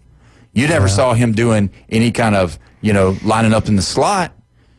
They're going to run the ball and let Geno play action. I think they're going to be a little more balanced than what you think, maybe. You think so? Oh, yeah, I think they are. I think Pete Carroll's smart enough to know that all these other coaches are smart also. Well, they're all smart. And then they key on the run, they shut down the run, and then your game's over with, But I'm saying if you shut down the run. If the Raiders just keep a wide receiver out of jail, That is true. But Ruggs. Well, hey, man. Sorry. I don't There's appreciate another Bama that. guy. Yeah, I don't appreciate that. But that's the only Bama guy that goes to jail, that's been in jail recently. Anyway, and he got out the other day and gave a speech, and he's still working out in the prison, and there's a good chance that if he does make parole or get out, that he's going to come back and play. That is something that I give people a second chance. Yeah, so I mean that is in the works. That I did see that. So we'll see how that goes. So if you're looking at the schedule and you play the Broncos twice, the Chiefs twice, and the Chargers twice, you're going 1-5 with that Raiders team. You're 5 games in the hole. Okay, so I don't see Chargers being a definite. Okay. So maybe 2-4. They beat the Broncos once and they beat the Chargers once. That's what I was going to say. 2-4. I could see them splitting with the Broncos. I could see them splitting the other with who else did you say? Broncos and Chargers. I could see them splitting with them, and then getting swept by the Chiefs. I could see them losing to the Chiefs both, but I could see them. It just depends on the style of play. Now, if you want to talk about, we'll talk about them later, not today, but in a different day. The Broncos, Bo Nix did great. Yeah. But Bo Nix can be Bo Nix at times too. So I could see him being Bo Nix and allowing the Raiders to beat them and sweep them for both. Yeah. You know what I mean? So that's something that with the Raiders, it won't be necessarily what they've done or that, but self-inflicted wounds from the Broncos. So I could see them, getting 2, maybe sweeping one of them and then splitting. And who knows? I mean, you never know how the NFL season goes. I mean, we learned last year that, when Patrick Mahomes is uncomfortable, maybe they found some, secret weapon now that the Philadelphia Phillies used, or not the Philadelphia Phillies, the Eagles, who the Eagles used to make Patrick Mahomes uncomfortable. I'm guaranteeing you, everybody in that division is watching the Super Bowl and saying, what did they do? How did they make him uncomfortable? How did they blitz him? What kind of packages they have just to be able to slow him down? So you don't really know. I mean, obviously, Andy Reid's smart. They're going to do stuff like that to change and make, adjustments. And Mahomes, he's one of those guys that hates to lose as well.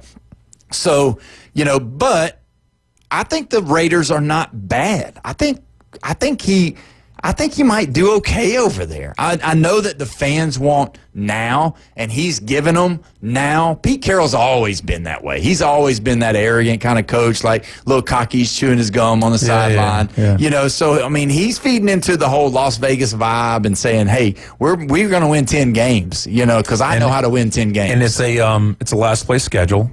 So you automatically have the Patriots, the Titans, and the Browns.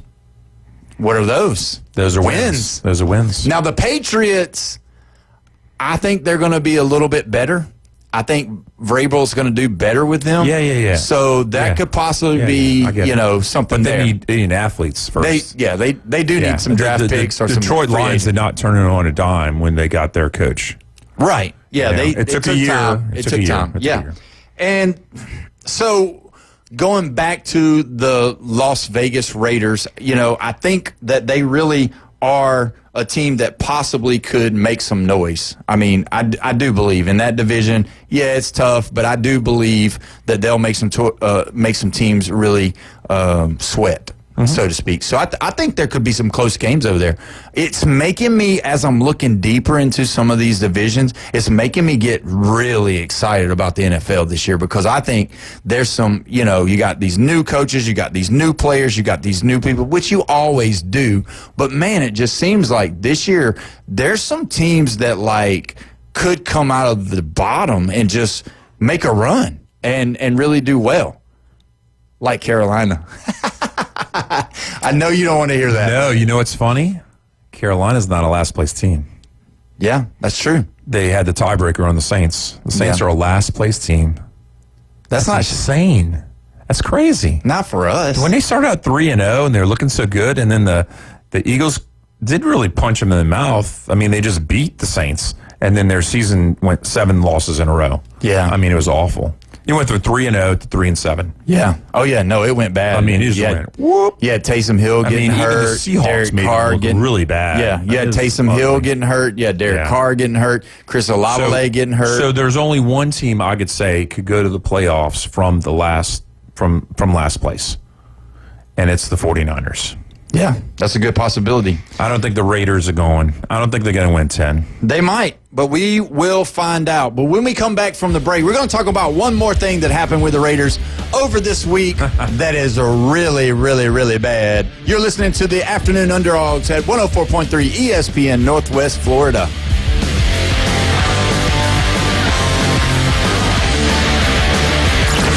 Reach out and smack someone. Call or text now. 850-215-6290. The Red 7T Studio Line. ESPN Northwest Florida.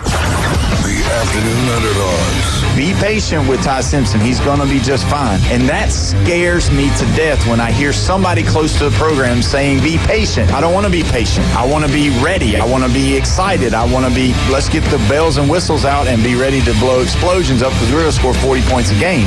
4 to 6 weekdays. 104.3 ESPN Northwest Florida.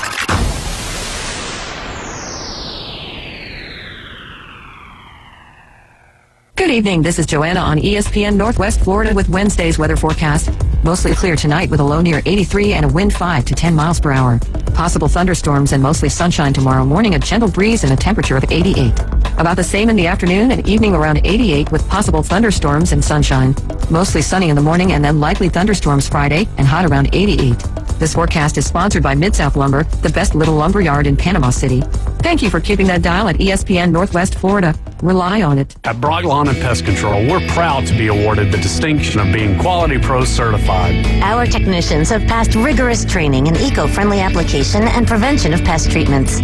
Part of the program is the practice of integrated pest management. IPM's goal is to prevent pests from ever entering your home. It includes inspection, prevention, education, and, when necessary, application. We're proud to be Quality Pro certified. Brock Lawn and Pest Control, the standard and level of trust. Lone Star Boil House and Sports Bar, where the locals go for the best boiled seafood around. Crawfish, shrimp, red royals, and everything crabs. Watch almost every sporting event in the country on their huge outdoor jumbotron. Follow them on Facebook to stay up to date on weekly events, live music, and food and beer specials. Lone Star Boil House and Sports Bar, your home away from home for sports, good times, and great food. The best boiled seafood. Lone Star Boil House and Sports Bar, 320 West 5th Street, downtown Panama City. You've found us inside the CBC Construction Studios. Eat, sleep, game. This is your sports obsession. Now back to the Afternoon Underdogs. ESPN Northwest Florida. And welcome back. You're listening to the Afternoon Underdogs. I'm your host, Paul Wilson, here at 104.3 ESPN Northwest Florida. Don't forget, you can call or text us at the Red 7T's phone line, 850-215-6290. We've been having a lot of fun here talking about the NFL, and this is one of those stories that I just don't love to talk about necessarily because it's really not funny, but it kind of is. So I don't know if you saw it, but a specific player from the Las Vegas Raiders just got released. And we kind of talked about it earlier, but Christian Wilkins, formerly of the Miami Dolphins, came to Las Vegas, signed a nice big contract, a lot of fully guaranteed money.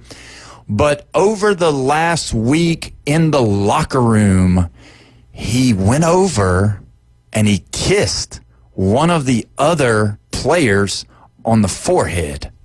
And that player did not like that at all. And neither did the organization because they released him.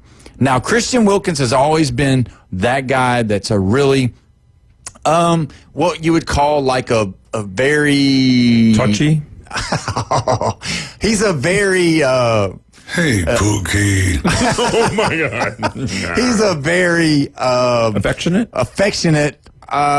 He likes to have a lot of fun. You know, he jumps around. However, now don't forget, last year he made a sack, celebrated, and hurt himself and made himself go out on the injured list because of celebrating. So he's that kind of guy. He gets really excited. That's the word I was looking for. He's more of an excited football player. He runs and jumps and dances. Excitable doesn't even sound right in this whole context. Man. Sorry. Yeah, so everything that we're talking about here, though, is allegedly. Allegedly. For any kind of suing purposes, we don't want to get sued.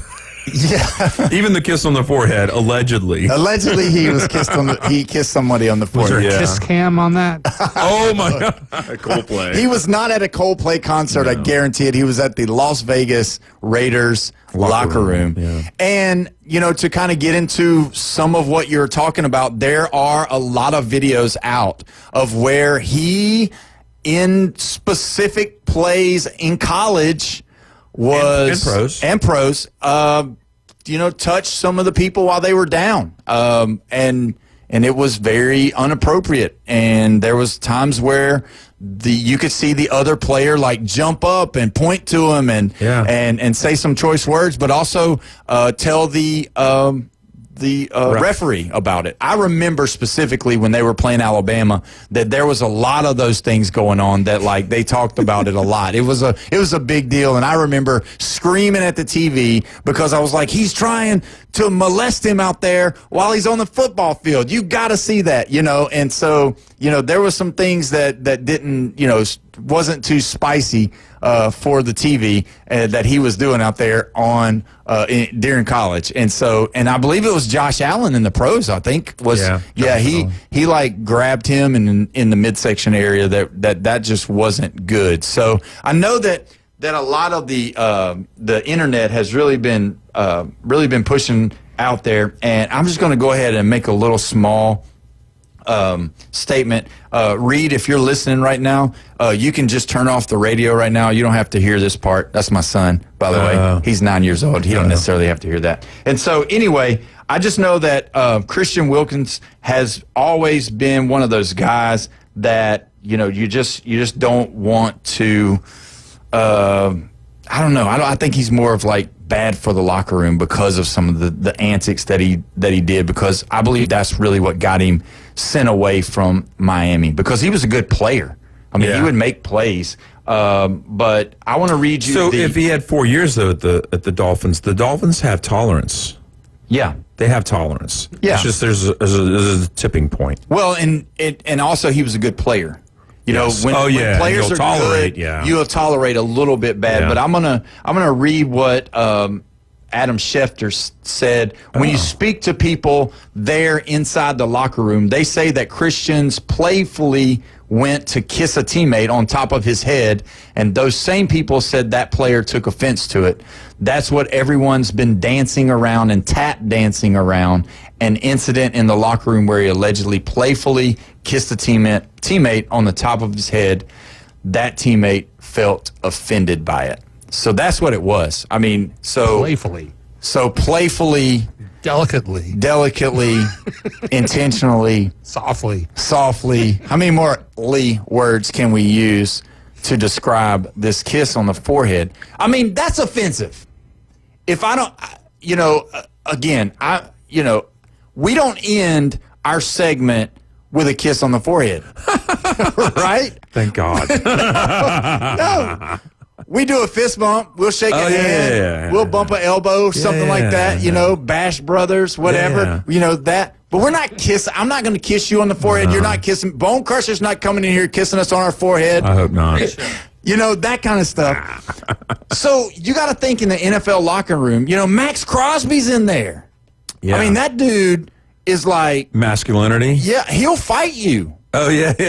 You know what I mean? He's a bit of a beast. Yeah, he'll fight. I mean, they fight at practice all the time. He's fought in the games. And you know what? When you think about masculine teams, the Raiders are one of those teams you think of. Yeah, the silver and black. For years. Howie Long, Greg Townsend, those guys. What was it, like the most penalized team for like 11 or 12 years straight at one point? I mean, it was crazy. They really were like at you. Yeah, well, those guys, you had Lyle Alzado all geeked up on steroids and just crazy. Before him. Yeah. Even. I mean, they were just... It was a culture. Yeah, the culture. Yeah, they were that style of team. And not that the Raiders aren't. I mean... In the city of Oakland. Yeah. Was like that. Yeah. I don't know how it's going to change them going to Vegas. Well, it looks like it's changing pretty swiftly. I mean, that's something that's one instance. That's one incident, but still, but it's just not accepted. I mean, I think somebody said, every once in a while you might, in football you might hit somebody on the butt. As something, we've all done that playing football. Grab somebody by the shoulder. Grab them, hug them up, high fives or whatever. But to kiss, I mean, that has to be. I mean, would you agree that has to be? That's overstepping. Absolutely. I mean, I don't want to say I'm frigid, but sometimes, like when I was younger and I wasn't expecting it, it's expectations. Because there would be other football players come up to me and they would squeeze me in the traps right here. Yeah. And you're not expecting it, you know what I mean? And they do it a certain way, and you're like, hey, man, I'm not the touchy-feely guy you hoping I am, maybe. So, yeah, I mean, I don't know. I don't want to make a statement on this whole scenario, but I will say one thing. I believe he filed a grievance with the Players Association. Yeah, he did file a grievance because, like I said, that was a lot of guaranteed money. No. He's getting the guaranteed money. He's still going to get the guaranteed money? Yeah, because it's in the contract, and I don't think this defaults it. I mean, I think it was like $83 or $85 million. Yeah. He's going to get that, and then he's just losing out on the other $40 million that the contract, exists for. And I think this is him worrying about that he's not going to get on with another team. I believe that's the biggest problem. Oh, yeah. Because let's be honest. I mean, there's been teams that have done that, and one person, well, other than Kaepernick is the most famous one. Yeah. Rice, the running back from the Ravens. Ray Rice. Yeah. Ray Rice. He was a Rutgers guy. Mm-hmm. He was in the elevator with his fiance, and guess what? Nobody picked him up. Yeah. And not saying the guy was a stud, but he was an above average starting running back in the league. And he wasn't a big guy, but nobody picked him up. Yeah, well, I got some text here from the Red 70s phone line. Las Vegas Raiders have a quarterback and a coach who are both on the other side of their prime. We talked about. They need to be looking to build for the future, but currently don't look to be building towards any specific direction.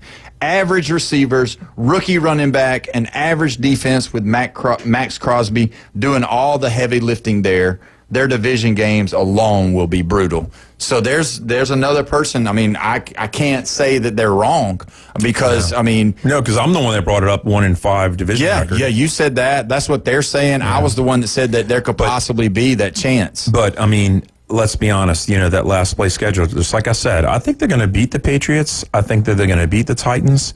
I think the Browns are really the team that they could possibly lose to as the last place team in the AFC. Yeah, I mean, only if they the figure Browns out their quarterback. If they don't figure out their quarterback, you might as well go ahead and throw the Browns in the trash can with all the others. So even if you do go 3-0 with those three games, you're still looking at your 4-5, and you have to rely on those average teams that you're playing on the rest of your schedule to get to that 10-7. They're not going 10-7. No, I don't believe so either. 7-10 sounds more logical. Yeah, that seems a little bit more doable.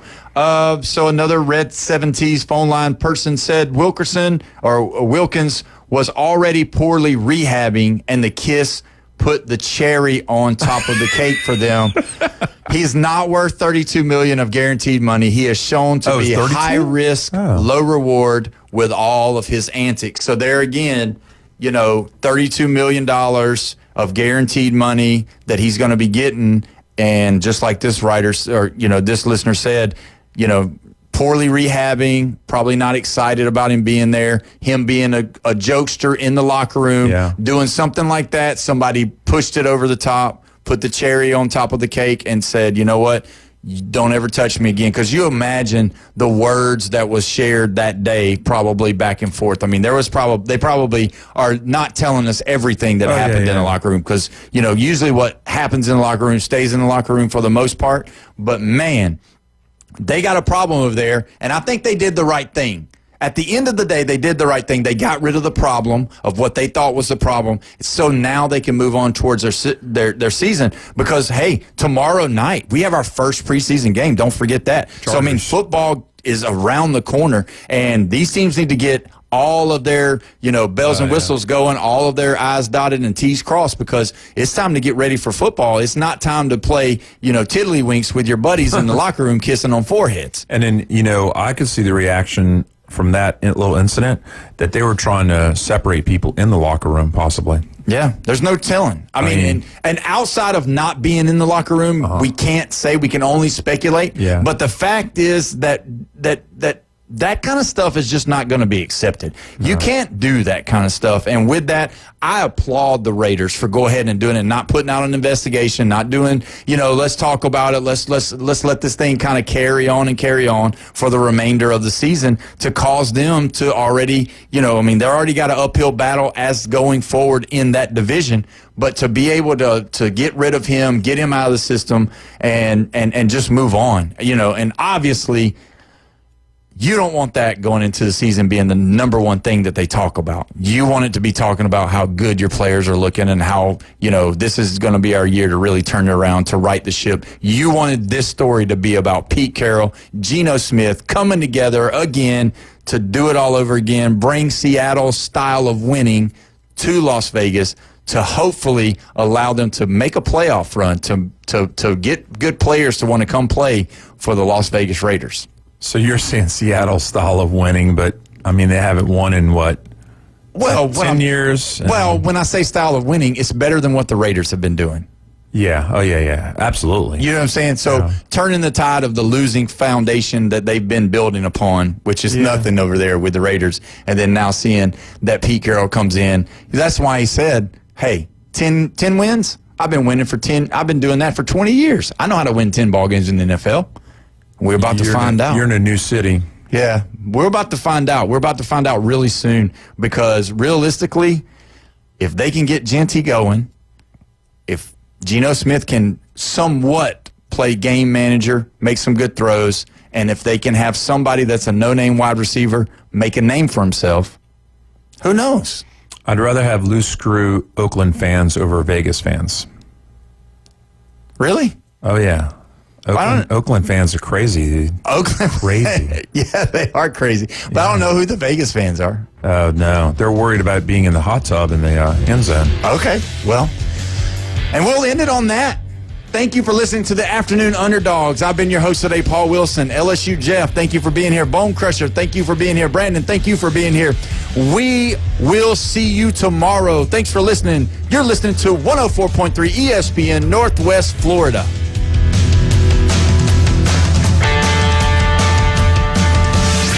ESPN Northwest Florida. Colin Cowherd. Unpopular opinion. Rivalries are overrated. Ooh, Dallas and the New York Giants, Bears, Packers. Those are 1 o'clock.